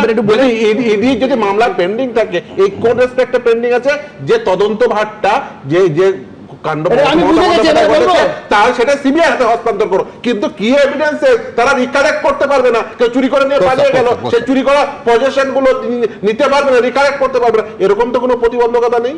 কোনো প্রতিবন্ধকতা আছে? তাহলে সেটা করছে না কেন? সেই জন্যই তো মামলাটা করেছে। এখানে ইডির বক্তব্য স্পষ্ট হচ্ছে, state police took away all the documents already collected and indexed by ED, number 1। Number 2, digital evidence extraction was stopped midway. যখন ডিজিটাল এক্সট্রাকশন চলছিল এভিডেন্সের, সেগুলো মিডওয়েতে স্টপ করে দেওয়া হয়। Computer system, email dump, CCTV storage and devices seized by the state police. Mobile phone of company employees confiscated. This amounts to theft of evidence, destruction of chain of custody, obstruction of justice, criminal interference with central investigation, scientific assistance was physically moved out, then reintroduced by state police. এটার থেকে মানে কি দাঁড়াচ্ছে? একটা investigation carry out হচ্ছিল, CBI ED সমস্ত কিছু এ করে তারা প্রপারলি ইন্ডেক্স করছিল, মধ্যে কেন মমতা বন্দ্যোপাধ্যায় ঢুকে নিয়ে বেরিয়ে চলে গেলে 6 ঘন্টা লেগে গেল। সকাল 6টা 20 থেকে দুপুর 12টা 10 অবধি। একই জায়গায় তারপরের কাজটা কি হওয়া উচিত? আমি তারপরের কাজটা কি হওয়া উচিত ইনভেস্টিগেটিভ এজেন্সি? আমার মামলাতে এই যখন এই কথাগুলো আমরা আজকে শুনছিলাম না, মামলাতে স্পেসিফিক্যালি প্রেয়ারটা আছে, যে জিনিসগুলো মমতা বন্দ্যোপাধ্যায় যেগুলো নিয়ে চলে গেছেন সেগুলো প্রেয়ারে আছে, এটা আমার কথা না। That is a prayer before an appropriate court of law. আমি একটা কথা বলছি, আমি জাস্ট একটা কথা বলছি। মমতা বন্দ্যোপাধ্যায় সবকিছু ছেড়ে দিন, ওই সেই দিনকে দাঁড়িয়ে যেদিনকে আপনাদের সংবাদ মাধ্যমের সম্মুখীন হয়েছিলেন, মমতা বন্দ্যোপাধ্যায়ের বডি ল্যাঙ্গুয়েজ, মমতা বন্দ্যোপাধ্যায়ের চোখ মুখ স্পষ্ট বলে দিচ্ছিলেন তিনি ভয় পেয়েছেন। অরূপ চক্রবর্তীর মতো লোকেরা যতই বলুক ছুঁয়ে দেখাক, মমতা বন্দ্যোপাধ্যায় আতঙ্কে ভুগছেন। তিনি জানেন তিনি কত বড় অন্যায় করেছেন, তাকে দেশের আদালত পেশ করতে হবে। আজকে সুপ্রিম কোর্টের এই অর্ডারের উপরে তৃণমূলের লোকেরা শুনুন, এই সমস্ত কত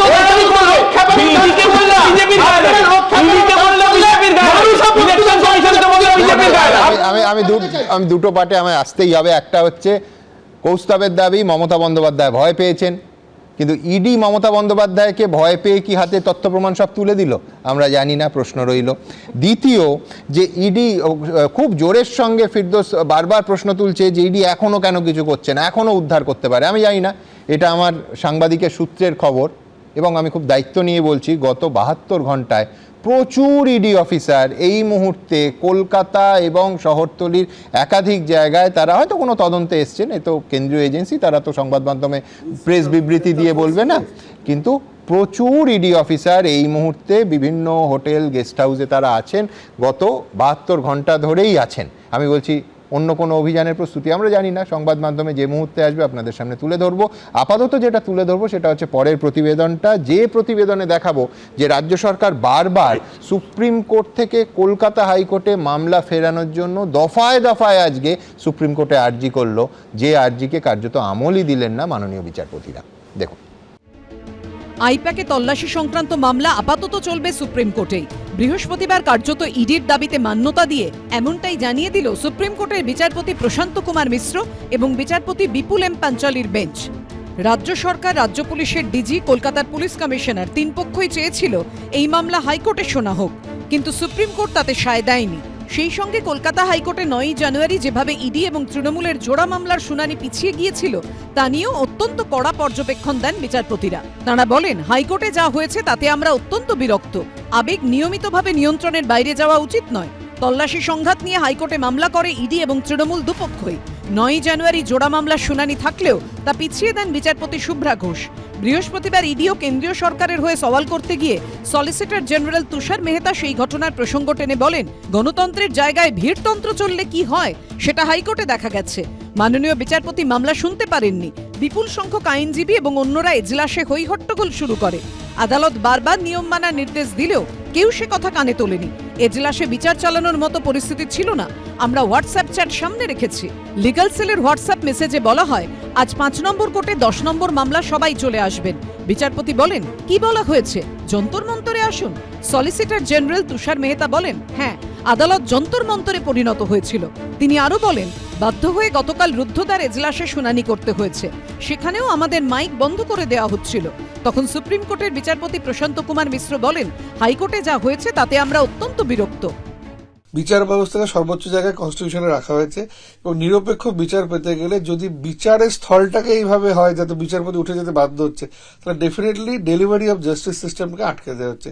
সুপ্রিম কোর্টের অবজারভেশনটা সেখানেই এসছে, কারণ আমরা জানি ভারতবর্ষে যে আজকে হাইকোর্টে ঘটনা ঘটতে পারে, তাহলে লোয়ার কোর্টে কি ঘটনা ঘটবে, এবং বিভিন্ন রাজ্যে তো এই এক্সাম্পল আসবে যে বিচার ব্যবস্থাকেও কিন্তু গিয়ে আমরা একটা সমস্যা তৈরি করে বিচারপতিকে উঠিয়ে এখান থেকে চলে যেতে বলতে পারি। জানা, আগামী দিনে এই অবজারভেশনটা কিন্তু অনেক দূর অব্দি যাবে, কারণ বিচার দিতে গেলে ফ্রি অ্যান্ড ফেয়ার সিস্টেমটা কিন্তু আপনাকে মেনটেন করতেই হবে। বৃহস্পতিবার সুপ্রিম কোর্টে মমতা বন্দ্যোপাধ্যায়ের আইনজীবী কপিল সিব্বল বলেন, বুধবার হাইকোর্টে শুনানি হয়েছে। তখন বিচারপতি প্রশান্ত কুমার মিশ্র বলেন, হ্যাঁ, তা হয়েছে, তবে তার আগে যা হয়েছে। এদিন বিচারপতিরা আরো বলেন, এটা অত্যন্ত গুরুত্বপূর্ণ মামলা, আমরা সবটা খতিয়ে দেখব। আমরা অত্যন্ত বিরক্ত যেভাবে হাইকোর্টে শুনানি বিঘ্নিত হয়েছে। মমতা বন্দ্যোপাধ্যায়ের আইনজীবী কপিল সিব্বল বলেন, এই মামলার শুনানি হাইকোর্টে হতে কোনো অসুবিধে নেই। বিচারপতিরা বলেন, কলকাতা হাইকোর্টে যে ঘটনা ঘটেছে সেটা এখানে হয় না কেন? আজকে এই হাইকোর্টে ঘটেছে, কালকে অন্য কোনো হাইকোর্টে ঘটবে। রাজ্য সরকার ও রাজ্য পুলিশের ডিজির আইনজীবী অভিষেক মনু সিংভি বলেন, এটা আবেগের বহিঃপ্রকাশ থেকে হয়ে থাকতে পারে। বিচারপতি তখন বলেন, আজকে আবেগে ঘটবে, কালকে আবার আবেগে ঘটে যেতে পারে, কেন নিয়ন্ত্রণ থাকবে না? আদালত পরিষ্কার বললেন যে আমি শুধুমাত্র থামানোর মানে এরকম ঢোকাটাকে বন্ধ করার কথা শুধু বলিনি, আমি থামার জন্য অনুরোধ করেছিলাম। এই জন্য ওখানে শুনানি বন্ধ করা ছাড়া আর কোনো উপায় ছিল না। পরিস্থিতিই নেই বিচারের, সেখানে কি কথা বলা যেতে পারে? কলকাতা হাইকোর্ট তারা নিজেদের ব্যাপার সামলাতে পারে না, উপর থেকে বলার কি আছে? কলকাতা হাইকোর্ট সেই ব্যাপার সামলেছে, তার জন্য কলকাতা হাইকোর্ট নিশ্চয়ই সেই ব্যাপারে দেখবে। এগুলো হচ্ছে কলকাতা হাইকোর্টের যে মানে নিজেদের নিজস্বতা আছে তার মধ্যে নাক গালানো। সব মিলিয়ে হাইকোর্টের শুনানি পেছনো নিয়ে চাপানুতরে নতুন মাত্রা যোগ করল সুপ্রিম কোর্টের কড়া পর্যবেক্ষণ। সৌভিক মজুমদার, সুকান্ত মুখোপাধ্যায় ও শিবাশিস মৌলিকের রিপোর্ট, এবিপি আনন্দ। দেখুন, আজও সুপ্রিম কোর্টে বারবার উঠে এসেছে রাজীব কুমারের সেই ঘটনা, মানে কেন্দ্রীয় এজেন্সি এবং রাজ্যের এজেন্সির মুখোমুখি সেই সংঘাতের কথা। 2019 সালে সেই সিবিআই অফিসারদের কাজে বাধা দানের অভিযোগ, এবং সুপ্রিম কোর্ট আজ আবার সেই ঘটনা তুলে ধরল ইডি। উপরন্তু রাজীব কুমারের জন্য মুখ্যমন্ত্রী ধর্নার ছবিও, আমার যদি খুব দেখতে ভুল না হয়, সম্ভবত বিচারপতিদের হাতে ওই পিটিশনের সঙ্গে একাধিক যে রঙিন এবং সাদা কালো ছবি তুলে দেওয়া হয়েছে তার মধ্যে সেই ছবিও ছিল। এছাড়াও হাইকোর্টে 9 জানুয়ারি যে চূড়ান্ত বিশৃঙ্খলা হলো এবং যে বিশৃঙ্খলার জন্য শুনানি বন্ধ হয়ে গেল, তার পেছনেও শাসক দলের লিগ্যাল সেলের ইন্ধন ছিল বলে সলিসিটর জেনারেল আজ সুপ্রিম কোর্টে দাঁড়িয়ে এই অভিযোগ করলেন। এমনকি হোয়াটসঅ্যাপ চ্যাটে স্ক্রিনশট আজকে আদালতে জমা দেওয়া হলো ইডির তরফে। সব মিলিয়ে আমার পরবর্তী বক্তা অর্ণব সাহার কাছে আসবো। অর্ণব, কোথাও কি খাল কেটে কুমির ডাকার মতো ব্যবস্থা হয়ে যাচ্ছে না? মানে ঘটনা প্রবাহ যেদিকে যাচ্ছে, ভোটের মুখে এই অকারণ জটিলতা আর কি খুব দরকার ছিল? সুমনদা, আপনি তো প্রথমেই বললেন যে ভোটের মুখে অকারণ জটিলতা শব্দটার আগে আপনি ভোটের মুখে কথাটা বললেন। এবার ইডি বা এনফোর্সমেন্ট ডিরেক্টরেট, তারা তো অর্থ মন্ত্রকের অধীনে একটি সংস্থা, এবং তাদের কাজ হচ্ছে দলমত নির্বিশেষে নিরপেক্ষভাবে যা কিছু আর্থিক দুর্নীতি হবে ভারতবর্ষে, সে কিন্তু কোনো রং দেখবে না বা কোনো দল দেখবে না, সে তদন্ত করবে এবং সে তদন্তের একটা মীমাংসা করবে, করে সে সাজা দেবে। মানে সিআইডি বা রাজ্য পুলিশের মতো নয়, আপনি বলতে পারেন যেটা হওয়া উচিত না, সকলের ক্ষেত্রেই তাই। কিন্তু আমি বলছি যে এক্ষেত্রে আমরা দেখতে পাচ্ছি যে কেন্দ্রীয় সরকারে যারাই থেকেছে অতীতেও, যখন আমরা দেখেছি যে কেন্দ্রীয় সংস্থাগুলোকে ব্যবহার করা অন্যান্য বিরোধী দলগুলোর ক্ষেত্রে যা ঘটেছে, দশক কংগ্রেসের বিরুদ্ধে, কিন্তু বিজেপির তো বটে। 14 সালে বিজেপি সরকার আসার পর থেকে এটা 4 গুণ বেড়ে গিয়েছে, এবং যতগুলো মামলা হয়েছে তার 95% মামলা হয়েছে কাদের বিরুদ্ধে? অবিজেপি শাসিত রাজ্যগুলোতে এবং অবিজেপি দলগুলোর বিরুদ্ধে। একমত। এবং সিবিআই আর ইডি এই দুটোর ক্ষেত্রে পার্সেন্টেজ, মানে মামলার পার্সেন্টেজ বেড়ে যাওয়া হচ্ছে, একটা 60%, একটা হচ্ছে 54% বেড়ে গিয়েছে। তার পাশাপাশি আমরা কি দেখছি? তার পাশাপাশি দেখছি যে ইডি সিবিআই এই সমস্তগুলো যে করে, এই আর্থিক দুর্নীতির তদন্ত হয়তো তার মানে সামনে রয়েছে, কিন্তু পিছনে যেটা রয়েছে সেটা হচ্ছে রাজনৈতিক উদ্দেশ্য হিসেবে সেটা ব্যবহৃত হচ্ছে। কারা করছে? সবচেয়ে বেশি করে যারা কেন্দ্রীয় সরকারে রয়েছে তারা। তাহলে এই যে ভোটের আগে 5 বছরের পুরনো যারা ক্ষমতায় আছে তারাও যেহেতু বাড়িতে ঢোকার হলে লাথি মেরে বাড়িতে ঢুকে বলেছেন সুমনদা, রাজ্য আর আপনি যদি তুলনা করেন তাহলে আমি বলবো মানে কিউবার প্রেসিডেন্ট আর মার্কিন প্রেসিডেন্টের শক্তি এক, ব্যাপারটা এক দাঁড়াচ্ছে, এরকম কিন্তু না, কিন্তু প্রবণতাটা এক। এইটা বিপজ্জনক। একটা রেজিস্ট্যান্স কম বেশি আছে, আমি একমত। একটা আধিপত্য, একটা রেজিস্ট্যান্স, একটা আধিপত্য। মার্কিন প্রেসিডেন্ট যখন একটা কিছু করেন সেটা হচ্ছে আধিপত্য। বিরোধী দলের কাউন্সিলর কি রেজিস্ট্যান্স? আর যখন এটাও আধিপত্য। এক জায়গাতে ছোট একটা দেশ, সে যখন রেজিস্ট করার চেষ্টা করে, সেই রেজিস্ট করার চেষ্টাটা ওই যদি রাজনীতি হয়, এটা তার পাল্টা রাজনীতি। এবং মুখ্যমন্ত্রী যেটা করেছেন, বারবার করে যেটা বলা হচ্ছে, আইনের দিক থেকে এটা ন্যায় না অন্যায় সেটা তো কোর্ট তার মীমাংসা করবে। কিন্তু সুমনদা, এখানে মুখ্যমন্ত্রী যে কাজটা করেছেন, উনি বলেছেন আমি কিন্তু দলনেত্রী হিসেবে গিয়েছিলাম, কারণ আমার দলের যে তথ্য, সেই তথ্য ভাঙার নিয়ে যেতে এসেছিল এরা, এবং আমি এটা মুখ্যমন্ত্রী বলেছেন, ঠিক, তার আইনজীবীরাও বলেছেন। কিন্তু আমি বলছি, তৃণমূলের দলনেত্রীর সঙ্গে ডিজিপি বা সিপি কেন থাকবেন? না, তার একটা ব্যাখ্যা তো, তার একটা কোনো ব্যাখ্যা নেই, ব্যক্তিগত নিরাপত্তা রক্ষী না। আজকে সুপ্রিম কোর্টে যে ব্যাখ্যাটা দেওয়া হয়েছে, এক সেকেন্ড, সেটা হাস্যকর। তিনি মুখ্যমন্ত্রী এবং পুলিশ মন্ত্রী হলে তবেই তার সঙ্গে ডিজিপি বা সিপি থাকবেন। সচিব, তারা তো মুখ্যমন্ত্রীর মুভমেন্টটাকে তারা ফলো করবে, সেইটা ফলো করে তারা গিয়েছে। আমি যেটা বলতে যাচ্ছিলাম, যেটা বলতে পারলাম না, সেটা হচ্ছে উনি পরিস্থিতির মধ্যে ইন্টারভেন করেছেন রাজনৈতিকভাবে। যেহেতু উনি পরিস্থিতির মধ্যে ইন্টারভেন করেছেন, যেহেতু ঘটনাটা রাজনৈতিক, শেষ করতে সামনে রয়েছে হচ্ছে একটা আর্থিক দুর্নীতির তদন্ত, কিন্তু সেটা ঘটছে একটা রাজনৈতিক ঘটনা, তাকে মোকাবিলা করবার জন্য উনি যে স্ট্যান্সটা নিয়েছেন, মুখ্যমন্ত্রী যে স্ট্যান্সটা নিয়েছেন একজন দলনেত্রী হিসেবে, সেটা রাজনৈতিকভাবে ইন্টারভেন করা। এবং সেই রাজনৈতিকভাবে ইন্টারভেন করার তাৎপর্যটা হচ্ছে যে তুমি আমাকে রাজনৈতিকভাবে প্রতিপক্ষ হিসেবে তুমি আমার বিরুদ্ধে একটা কাজ করছো, আমি রাজনৈতিকভাবেই তোমার মোকাবিলা করছি এই জায়গাটায়। এবার এটার যখন কোর্টে গিয়ে যখন তার ফয়সালা হবে বা কোর্টে গিয়ে যখন তার মামলাটা হবে, শুনানি হবে, তখন তার মধ্যে থেকে বিভিন্ন দিক বেরিয়ে আসতে পারে। কিন্তু এই ক্ষেত্রে এটা তো পরিষ্কার যে ইয়াদুরাপ্পার বিরুদ্ধে যখন তারই মন্ত্রিসভার সদস্য 40 কোটি টাকার দুর্নীতির, 40,000 কোটি টাকার দুর্নীতির যখন কথা বলেন এবং ইডি যখন তদন্ত শুরু করে, সেই তদন্ত কিন্তু আর কুল পায় না। ইন্ডিয়ান এক্সপ্রেস 25 জনের নাম দিয়েছেন, এরকম তালিকা বার করেছেন যে 25 জন অবিজেপি মানে দল থেকে আসা, তারা পরবর্তীকালে বিজেপিতে জয়েন করেছে, তাদের মধ্যে 23 জনের এগেইনস্টে ইডি বা সিবিআই এর তদন্ত কিন্তু উইথড্র করে নেওয়া হয়েছে। আমি তোমার এই তথ্যের সঙ্গে একমত অর্ণব, কিন্তু যেটা আমি এখনো বুঝতে পারছি না সেটা হচ্ছে দলনেত্রীর সঙ্গে ডিজিপি, সিপি, ডিসি সাউথ এরা কেউ থাকতে পারেন না, তারা থাকতে পারেন পুলিশ মন্ত্রী বা মুখ্যমন্ত্রীর সঙ্গে। পাশাপাশি মমতা বন্দ্যোপাধ্যায় রাজ্যের পুলিশ মন্ত্রীও, পুলিশ মন্ত্রী জেড ক্যাটাগরি নিরাপত্তা প্রাপ্ত, সেই জায়গায় রাজ্য পুলিশের ডিজি কোর্টে দাঁড়িয়ে আমি দলের চেয়ারপারসন নয়, একেবারে স্পষ্ট ভাষায় বলতে হবে যে আমি পুলিশ মন্ত্রী বা মুখ্যমন্ত্রী হিসেবে গেছি। এক, দুই হচ্ছে যে জেড ক্যাটাগরি বা জেড প্লাস ক্যাটাগরির কোনো যারা পান তাদের সঙ্গে মানে তাহলে রাজ্যে 16টা ডিজিপি লাগবে, তাহলে তো 16টা, তাহলে তো অভিষেক ব্যানার্জি তো জেড প্লাস ক্যাটাগরি, তাহলে ওর সঙ্গে কোথায় ডিজি, কোন মিটিং এ, কোন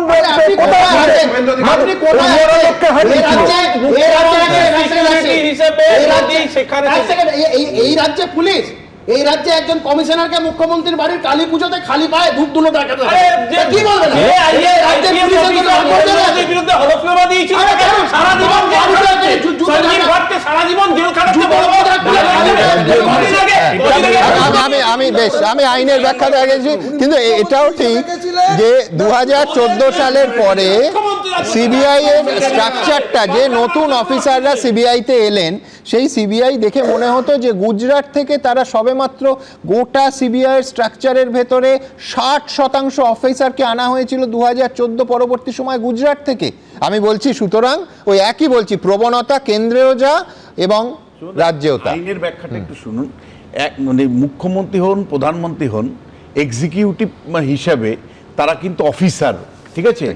ওয়ান্স ইউ অফিসার, তুমি কিন্তু 24 ঘন্টার জন্যই অফিসার। আমি আপনাকে বলছি মুখ্যমন্ত্রী 24 ঘন্টার জন্যই মুখ্যমন্ত্রী, এবং এই 24 ঘন্টায় তিনি মুখ্যমন্ত্রীর হিসাবেই শপথ নিয়ে কাজ করবেন, এটাই এক্সপেক্টেড। এবং তার জন্য ওই জন্যই সীমারেখা দল এবং সরকারের মধ্যে থাকা উচিত, যেটা মুখ্যমন্ত্রী রাখেন না।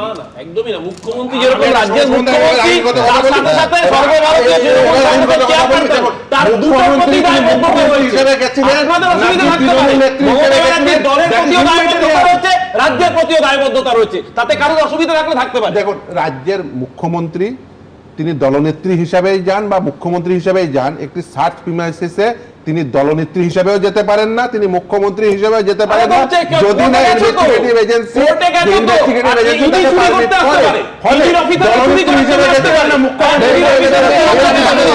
একেবারে সোজা যেখান থেকে এই বিতর্ক শুরু হয়েছিল, ফিরদৌস বলেছিল যে আজকে সকালে যে পিটিশনটা ইডি নতুন করে দিল, কি আছে সেই পিটিশনটায়, যেটা আগামীকাল যাতে শুনানি হয়। বারবার ইডির আইনজীবীরা একেবারে এই মামলা শুনানি শেষ হওয়ার পরও চাপ দিচ্ছিলেন, কি আছে সেই পিটিশনে দেখাবো। সুপ্রিম কোর্টে একদিনে একসঙ্গে পুলিশ, সরকার, তৃণমূলের ধাক্কা। বারবার ইডির প্রশ্নের মুখে পড়ল পুলিশ। খোদ ইডির আইনজীবী এসপি রাজু আদালতে দাবি করেন মুখ্যমন্ত্রী স্বয়ং ডিজিপি এবং পুলিশ কমিশনারের উপস্থিতিতে চুরি করেছেন।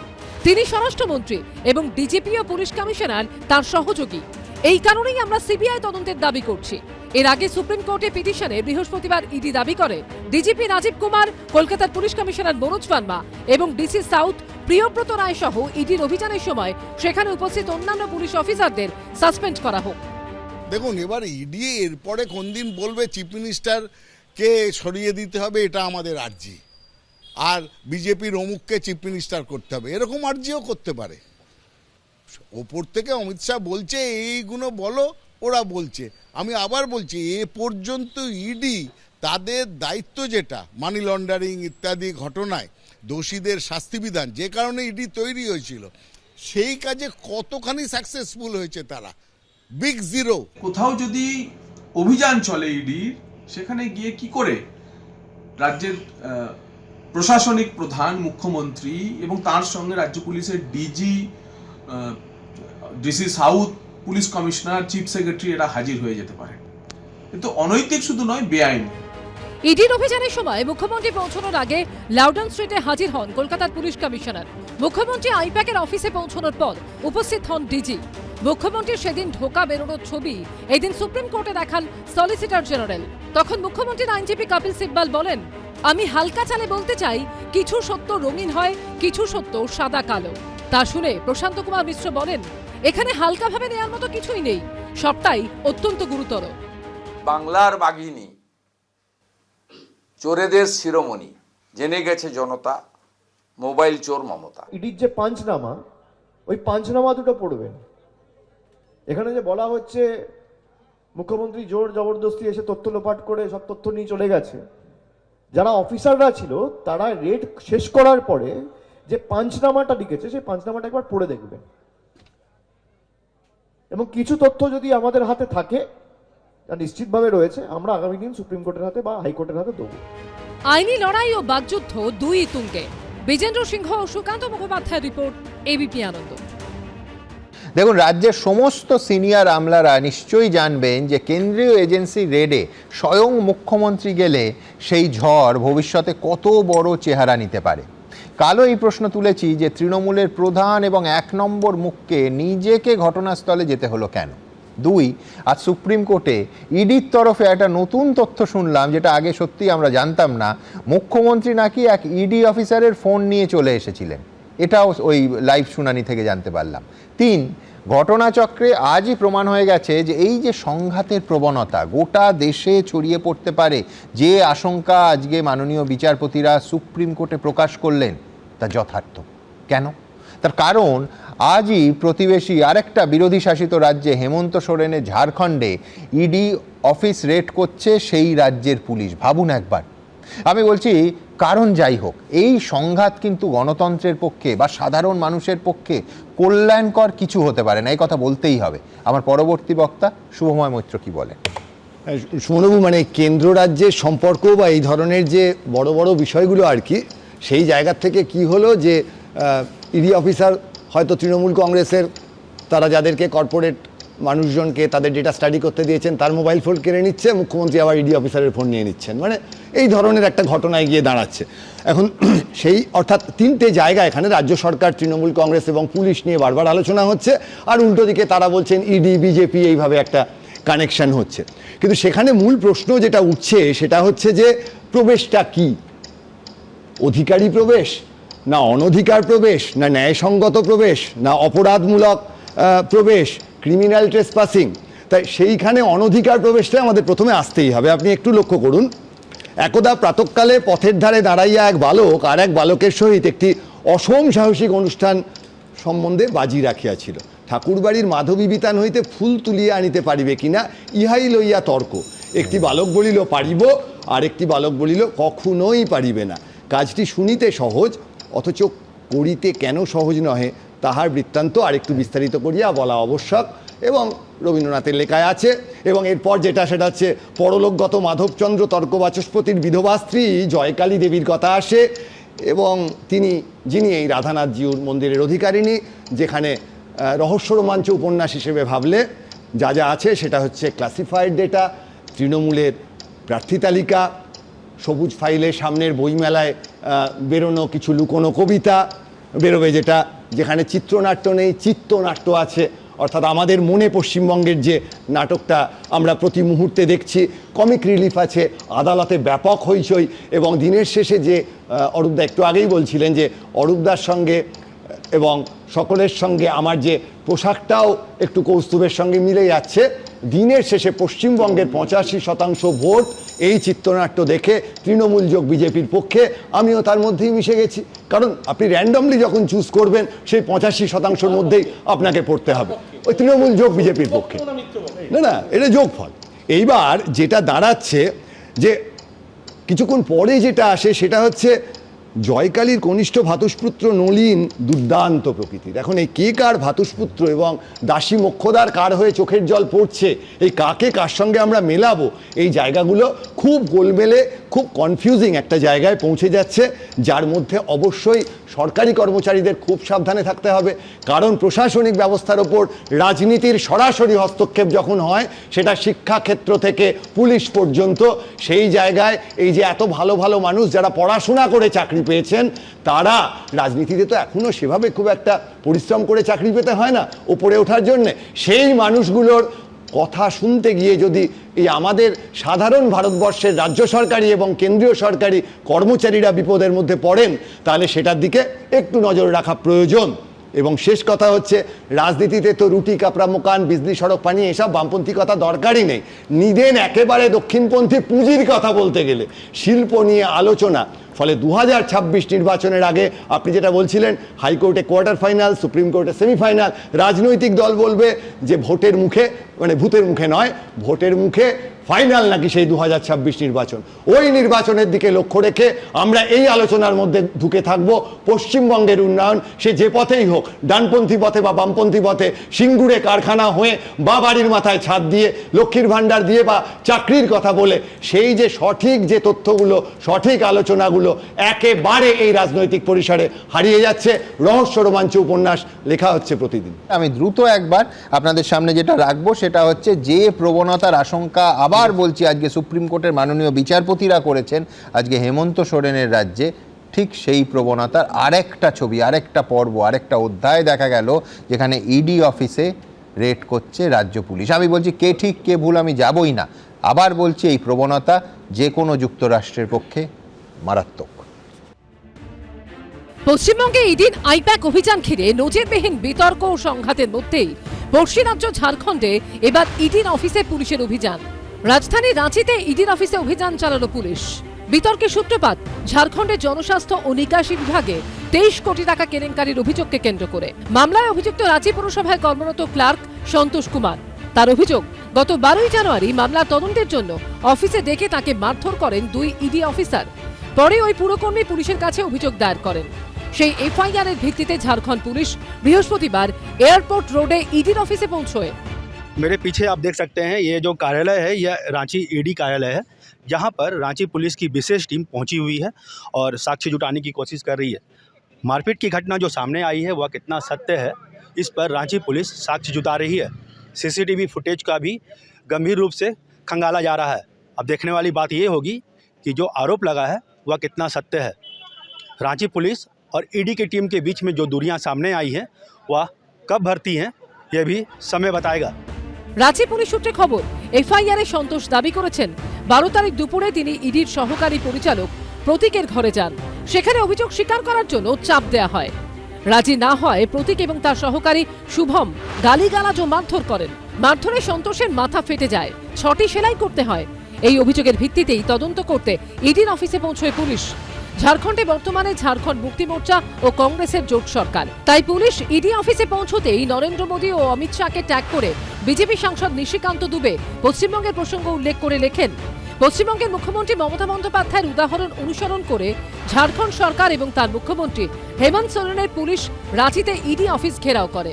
ইডি অফিসে মুখ্যমন্ত্রী হেমন্ত সোরেন এবং পুলিশ প্রশাসনের হাজার হাজার কোটি টাকার দুর্নীতি মামলার গুরুত্বপূর্ণ প্রমাণ রয়েছে। তিনি আরও লেখেন, হেমন্তজি মনোযোগ সহকারে শুনুন, আমরা ঝাড়খণ্ডকে বাংলা হতে দেব না। দুর্নীতির জন্য আপনাকে অবশ্যই শাস্তি দেয়া হবে। ঝাড়খণ্ডের অবৈধ প্রশাসন ধ্বংস করার সময় এসেছে। ইডি হচ্ছে এখন বর্তমানে কেন্দ্রীয় সরকারের গেস্টাপো বাহিনী, বিরোধীদের বিরুদ্ধে এবং বিরোধীদের প্রতিহত করার জন্য, এবং সেখানে বিরোধীদের তছনছ করে নিজেদের জায়গা তৈরির জন্য বিজেপি কাজে লাগাচ্ছে ইডি সিবিআইকে। এফআইআরে পুরকর্মী আরও অভিযোগ করেছেন, তাকে চিকিৎসকের কাছে আঘাতের আসল কারণ প্রকাশ না করার জন্য চাপ দেয়া হয়। হাসপাতাল থেকে ফেরার পর রক্তমাখা টি শার্ট খুলে নতুন জামা কাপড় দেয়া হয়। পাশাপাশি তাকে একটি কাগজে সই করতে বাধ্য করা হয়। কাগজে কি লেখা ছিল তা পড়তে দেয়া হয়নি।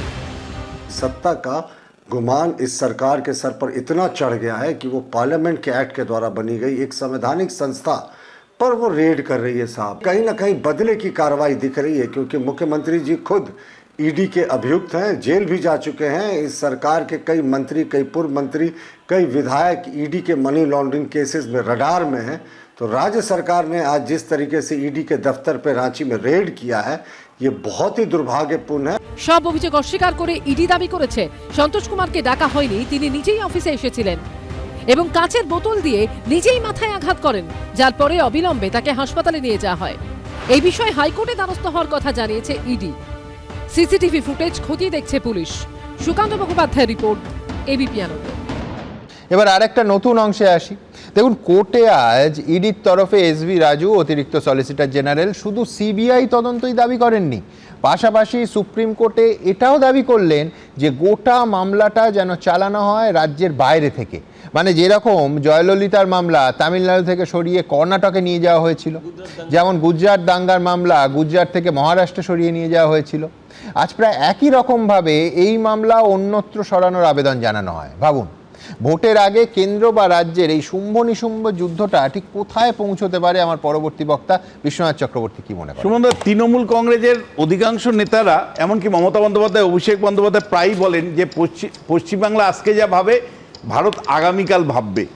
পশ্চিমবাংলা সত্যি মমতা বন্দ্যোপাধ্যায়ের নেতৃত্বে পুলিশদেরকে সঙ্গে নিয়ে, আইএস অফিসারকে সঙ্গে নিয়ে, মুখ্য সচিবকে সঙ্গে নিয়ে ইডির তদন্ত যেভাবে বাধা দিয়েছে, ফাইল চুরি মানে কেড়ে নিয়ে চলে এসছে, ইডির ভাষায় চুরি করে নিয়ে চলে এসছে, সেটা কিন্তু এখন সংগ্রামিত হতে শুরু করেছে। আজকে ঝাড়খণ্ড, কালকে মহারাষ্ট্র, পরের দিন আপনি ভারতবর্ষের বিভিন্ন প্রান্তে দেখতে পারবেন। সত্যি তৃণমূল শাসনকালে আজকে বাংলা যা ভাবছে সেগুলো আগামী দিনে সারা ভারতবর্ষ ভাবছে। সেই কারণে কিন্তু আজকে সুপ্রিম কোর্ট খুব চিন্তিত। সুপ্রিম কোর্ট বলেছে যে ইডির উপরে যে ধরনের হামলা হয়েছে, তারপরে যদি আমরা এই কেসটাকে সিরিয়াসলি না নেই এবং এই ব্যাপারে যদি আমরা হস্তক্ষেপ সঠিকভাবে না করি, তাহলে আগামী দিনে এটা সংগ্রামিত হবে। অর্থাৎ মমতা বন্দ্যোপাধ্যায় যে ঘটনাটা ঘটিয়ে ফেলেছেন সেটা সারা দেশে যদি সংগ্রামিত হয়, দেশের শাসন ব্যবস্থা তথা মানে আইন শৃঙ্খলা ভেঙে পড়বে এবং সংবিধান চ্যালেঞ্জের সম্মুখীন হবে। সেই কারণেই কিন্তু আজকে কপিল সিব্বল বারবার রসিকতা করে একটু মানে লাইট মোডে নিয়ে যাওয়ার চেষ্টা করেছে, কিন্তু বিচারপতিরা কিন্তু পরিষ্কার বলেছে এটা সিরিয়াস একটা মামলা এবং সিরিয়াসলি আমাদের শুনতে হবে। দ্বিতীয় যে বিষয়টা দেখুন সুমনদা, আজকে প্রথম থেকেই তৃণমূল কংগ্রেস চেয়েছিল, অর্থাৎ তাদের আইনজীবীরা চেয়েছিল এটাকে হাইকোর্টে আবার ফিরিয়ে আনতে। পরিষ্কার কথা, সুপ্রিম কোর্ট কিন্তু রাজি হয়নি। তার মানে মামলাটার গভীরতাটা কোথায় আছে, কতটা গুরুত্ব সহকারে সুপ্রিম কোর্ট ভাবছে যে ঘটনাটা মমতা বন্দ্যোপাধ্যায় ঘটিয়ে ফেলেছেন সেটা কতটা গভীর, তার জন্য মামলাটা কিন্তু ফেরত দেয়নি। নর্মালি ফেরত দেয়, আপনি দেখবেন আমাদের অভিজ্ঞতা বলে সাধারণত হাইকোর্টেই ফেরত দিয়ে থাকে। দ্বিতীয় যে বিষয়টাতে রাজনৈতিক কারণে ইডি যে আইপ্যাকের অফিসে ঢোকেনি, আজকে মানে শুনানি পর্বে একাধিকবার সেইটা কিন্তু প্রতিষ্ঠিত হয়েছে। অর্থাৎ মমতা বন্দ্যোপাধ্যায়, অভিষেক বন্দ্যোপাধ্যায় থেকে শুরু করে সবাই প্রায় বলছিল যে ইডি রাজনৈতিক কারণে এই আইপ্যাকের অফিসে এবং প্রত্যেকজনের বাড়িতে তারা হানা দিয়েছে, কিন্তু আজকে অন্তত আদালত কিন্তু সেটা মান্যতা দেয়নি। আদালত পরিষ্কার করে বলেছে তদন্তকারী সংস্থারা আইনগতভাবে এই ধরনের তদন্ত চালাতে পারে এবং মানে পরিষ্কার রাজনৈতিক কারণ তারা মানতে রাজি হয়নি। নেক্সট হলো ইডির পরিষ্কার করে তাদের আধিকারিকদেরকে রাজনৈতিক চাপে মানে রাজনৈতিক কারণে যেভাবে মামলা দেওয়া হয়েছিল, আমরা তো বুঝতে পারছিলাম যে এটা কার্যত বলা পণবন্দির মতন একটা অবস্থান মমতা বন্দ্যোপাধ্যায় তৈরি করতে চেয়েছিলেন ইডির আধিকারিকদের বিরুদ্ধে এফআইআর করে, যে ভাই ইডির আধিকারিকদের বিরুদ্ধে এমন এফআইআর করার ফলে এমন একটা চাপ তৈরি করব যে চাপের ফলে ইডি পিছনে যাবে। আজকে কিন্তু আদালত পরিষ্কার করে এই রাজনৈতিক অভিসন্ধিটা বুঝতে পেরেছে। পরিষ্কার করে সুপ্রিম কোর্ট বলেছে যে ইডির আধিকারিকদের বিরুদ্ধে রাজ্য সরকারের যে সমস্ত এফআইআর আছে সেগুলো আপাতত কোনো তদন্ত হবে না এবং আমরা জানি বারবার রাজ্যের তরফে আইনজীবীরা মানে কপিল সিব্বল কিংবা অভিষেক মনু সিংভি যারা দাঁড়িয়েছিলেন বারবার বিচারপতিদের বলছিলেন যে আমরা গ্রেফতার করব না, কিন্তু কলকাতা পুলিশকে তদন্ত চালাতে দেয়া হোক, একেবারে নাকচ হয়ে যায় সেটা। আমি বুঝতে পারি যে এই মামলাগুলো রাজনৈতিক মানে চাপ তৈরি করবার জন্য, ইডিকে বার্গেনিং জায়গা থেকে সরিয়ে দেওয়ার জন্য, আধিকারিকদের উপর চাপ তৈরি করবার জন্য সচেতনভাবে এটা দেওয়া হয়েছে, অন্যায়ভাবে এফআইআর করা হয়েছে, সেইটাকে আমরা বুঝতে পারি, আদালত বুঝতে পারবে না, ফলে আদালত সেই অনুযায়ী বলছে। তারপরে যে নথি সঙ্গে নিয়ে মমতা বন্দ্যোপাধ্যায় বগলে নিয়ে মানে প্রায় বীরত্বের সাথে বলছিলেন যে আমি ওদের ফাইল নিয়ে এসেছি, আমি ল্যাপটপ নিয়ে মোবাইল নিয়ে এসেছি, এই যে কথাগুলো বলছেন বীরত্বের সাথে সেগুলো তৃণমূল প্রচার করছিল। আজকে কিন্তু আদালতের রায় পরিষ্কার করে বলছে যে নথি সংগ্রহ করতে হবে। অর্থাৎ যে মমতা বন্দ্যোপাধ্যায়ের যে বীরত্বে গাথা ছিল যে কাহিনী, সেই বীরত্বের কাহিনী কিন্তু আজকে জল ঢেলে দিয়েছে দেশের সর্বোচ্চ আদালত সুপ্রিম কোর্ট। পরিষ্কার নথি সংরক্ষণের কথা বলার মধ্য দিয়ে যে বীরত্বের প্রকাশ আমরা দেখেছিলাম, ইডির ওই মানে যে জায়গায় রেড করেছিল সেখান থেকে বেরিয়ে গিয়ে মমতা বন্দ্যোপাধ্যায় যে বীরত্বের কথা বলেছিলেন, সেই বীরত্বের কাহিনী কিন্তু জল ঢেলে দিয়েছে সুপ্রিম কোর্ট। নেক্সট হলো কেন্দ্রীয় তদন্তকারী সংস্থাগুলির উপরে। এর আগেও মমতা বন্দ্যোপাধ্যায় আপনারা আলোচনা করছিলেন, রাজীব কুমারের সময় সিবিআই আধিকারিকদের মানে থানার মধ্যে ঢুকিয়ে দেওয়া হয়েছিল, মমতা বন্দ্যোপাধ্যায় বেঞ্চ পড়ে বসে পড়েছিলেন। তারপরে একাধিক ঘটনা, যখন সুব্রত মুখার্জিদের জেলে যাওয়ার প্রশ্নে যখন ইডি অফিসে মমতা বন্দ্যোপাধ্যায় বসে পড়েছিলেন, ইয়েতে সন্দেশখালীর ঘটনা আমরা জানি। আজকে আদালতের যদি আপনি অবজারভেশন দেখেন, পরিষ্কার করে তদন্তকারী সংস্থাগুলোর ওপর মমতা বন্দ্যোপাধ্যায় এবং তার সরকারের লোকজন অতীতে বা এই ঘটনার কনটেক্সটে যেভাবে মানে খবরদারি করছে, এটাতে তারা যে রীতিমতন উদ্বিগ্ন, সেটা কিন্তু আদালতের অবজারভেশনের একাধিক অবজারভেশনের মধ্য দিয়ে প্রকাশ পেয়েছে। এবং দিনের পর দিন আমরা এই প্রশ্নটা তুলেছি যে কলকাতা হাইকোর্টে যখন মামলাগুলো চলে, যেই মামলাগুলো তৃণমূলের বিরুদ্ধে চলে, তৃণমূলের একদল হুলিগান বাহিনী আইনজীবী তারা আদালতে ঢুকে যান, ঢুকে গিয়ে কার্যত অবরুদ্ধ তৈরি করেন, বিচারপতি বাধ্য হয়ে মানে বিচার করতে পারেন না, যে ঘটনাটা এই বিচারপতি শুভ্রা ঘোষের ক্ষেত্রে হয়েছিল। ঠিক এটা তো নতুন নয়, এটা তো অতীতে একাধিকবার হয়েছে। এমনকি অভিজিৎ গাঙ্গুলির রেজুলেশনেও এই ধরনের ঘটনা ঘটেছে, এমনকি একাধিক বিচারপতির বাড়িতে পোস্টার পড়েছে। আজকে কিন্তু সুমনদা আপনি যদি লক্ষ্য করেন, আদালতের এই যে শুনানিটা কলকাতা হাইকোর্টের শুনানিটা হয়নি, এটা কিন্তু সিরিয়াসলি নিয়েছে মানে সুপ্রিম কোর্ট পরিষ্কার যে কথাটা বলবার চেষ্টা করেছে সুমনদা, সেটা হলো যে এটা আমরা সিরিয়াসলি নিচ্ছি। বারবার কিন্তু আপনি যদি দেখেন যে রাজ্য সরকার বা তৃণমূলের আইনজীবীরা এটাকে হালকা মুডে নেওয়ার চেষ্টা করেছিল, কিন্তু একটা ন্যায় বিচারের জায়গায় সেখানে শুনানি হবে না, এটা আদালত কিন্তু ভেরি সিরিয়াসলি নিয়েছে। সব মিলে শুনুন, আমি লাস্ট একটা কথা বলবো যে দেখুন, আমি পরিষ্কার বলছি, মমতা বন্দ্যোপাধ্যায় যদি এর মধ্যে না ঢুকতেন, তিনি যদি ইডির কাছে না আসতেন, মানে যেখানে রেড হচ্ছিল, তাহলে কিন্তু ঘটনাটা ঘটতো না। তাহলে কিন্তু আমি বলছি আজকে এত আলোচনার কোনো সুযোগ ছিল না। এখন যে পরিস্থিতিটা হলো, যে মানে দুর্নীতি তদন্তটা সামনে আসলো এবং অরূপদের কিন্তু এখন প্রতিনিয়ত এসআইআর এ নামতে হবে, মমতা বন্দ্যোপাধ্যায়কে এসআইআর কে সামনে রেখে বাঁচতে হবে। প্রথমত শুভময়দা যখন বলছিলেন, শুভময়দা একটা বিষয়ে উদ্বেগ প্রকাশ করলেন যে মুখ্যমন্ত্রীর প্রবেশ অধিকার না অনধিকার, এর থেকেও বড় বিষয় মুখ্যমন্ত্রী না ইডি ঢুকতে পারে, অধিকার না অনধিকার, তার থেকেও সাংবিধানিক সংকটটা হচ্ছে ইডির মধ্যে অধিকারীদের প্রবেশটা। অধিকার অনধিকারের বাইরে অধিকারীরা যখন ডিক্টেট করে যে কার বাড়িতে রেড করতে হবে, সেটা অনেক বেশি অনৈতিক এবং অসাংবিধানিক। এবার দ্বিতীয় কথা, আমি এতদিন বিশ্বনাথ চক্রবর্তীকে দেখতাম এই এবিপি স্টুডিওতে বসে আনন্দ করতে যে নিয়োগ সংক্রান্ত মামলায় যদি কেসটা সুপ্রিম কোর্ট থেকে হাইকোর্টে আসে, আজকে দেখলাম উল্টো কেস, আজকে হাইকোর্টে আসেনি বলে বিশ্বনাথ দা দ্বিতীয় কথা, যে বিচারপতি সম্পর্কে বললেন, আমরা কি শুনেছিলাম বিজেপির সর্বোচ্চ নেতাদের কাছ থেকে সরাসরি সুপ্রিম কোর্টের বিরোধিতা করে স্টেটমেন্ট দিয়েছিলেন, কারণ সুপ্রিম কোর্ট একটার পর একটা ভার্ডিক্ট দিচ্ছিল এই সিবিআই আর ইডি এই কেসগুলো নিয়ে। একের পর এক ঘটনায় যখন বিজেপির সর্বোচ্চ পদাধিকারীরা সুপ্রিম কোর্টের অনধিকার হস্তক্ষেপ তার বিরুদ্ধে স্টেটমেন্ট দিয়েছেন। আমি শুধু যোগ করে দেব যে আমি এই ঘণ্টাখানেক অনুষ্ঠান করেছি মন্দিরকে নিয়ে মামলায় অমিত শাহ তিনি যা মন্তব্য করেছিলেন বিচারের রায় নিয়ে, একেবারে পরিষ্কার। সুতরাং সব ক্ষেত্রে এখানে কোনো দ্বিধাদ্বন্দ্ব নেই। তবে বিশ্বনাথদার সঙ্গে আমি একটা ডিসক্লেমার হিসেবে একটা শব্দ যোগ করব, আজকের এই যা নিয়ে আমরা আলোচনা করলাম, এটা কিন্তু বারবার সুপ্রিম কোর্টে অন্তত পর্যবেক্ষণে প্রাইমা ফেসাই, অর্থাৎ প্রাথমিকভাবে। সুতরাং পরের মামলার পর অধ্যায় আমার দেখুন, দেশের সর্বোচ্চ আদালতের অবজারভেশন ভেরি ইম্পর্টেন্ট। তার কারণ অবজারভেশনের মধ্য দিয়ে বস্তুনিষ্ঠ একটা অবস্থান বিচারপতিরা সবসময় প্রকাশ করে থাকেন, একটা মাইন্ডসেট করে। দ্বিতীয় যেটা বিচারপতিরা, এটা আপনি বলুন যে কলকাতা হাইকোর্টের যে শুনানিতে যে ভন্ডুল হয়েছে সেটা নিয়ে তারা কনসার্ন যেভাবে প্রকাশ করেছেন। দ্বিতীয় যেটা যে আজকে ইডির উপরে মমতা বন্দ্যোপাধ্যায় ইডির তদন্তে বাধা দিল, তার ফাইলপত্র ছিনিয়ে নিল, সেটা বারবার কিন্তু সুপ্রিম কোর্টের অবজারভেশনে বারবার আজকে এসছে যদি এই অবস্থা ললেসনেস তৈরি হয় সুপ্রিম কোর্ট যখন বলে অনধিকার চর্চা করতে না, বিজেপির নেতারা সুপ্রিম কোর্টকে যখন জ্ঞান দেয় অনধিকার চর্চা বন্ধ করুন, তখন ললেসনেসটা কোথায় থাকে? জাস্টিস অরূপ চক্রবর্তী ছিল বলে আমার জানা নেই, এখানে দেখতে পাচ্ছি। যাই হোক, এখানে সুপ্রিম কোর্ট যেটা বলেছিল, having heard the learned counsels we are prima facie of the view that the present petition has raised a serious issue relating to the investigation by ED or other central agency and its interference by the state agency. এই যে ইন্টারফিয়ারেন্সের প্রশ্নটা, এই যে ললেসনেসের কথাটা, এই যে rule of law এর কথাটা, দেখুন সুমনদা, এর আগে পশ্চিমবঙ্গে এই পোস্ট পোল ভায়োলেন্সের সময় যে স্পেশাল বেঞ্চ ছিল তারা বলেছিল যে এই রাজ্যে আইনের শাসন না, শাসকের আইন চলে।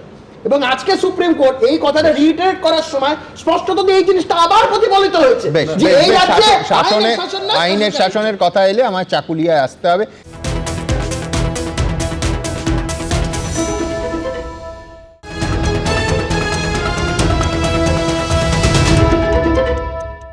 এবিপি আনন্দ, এগিয়ে থাকে, এগিয়ে রাখে।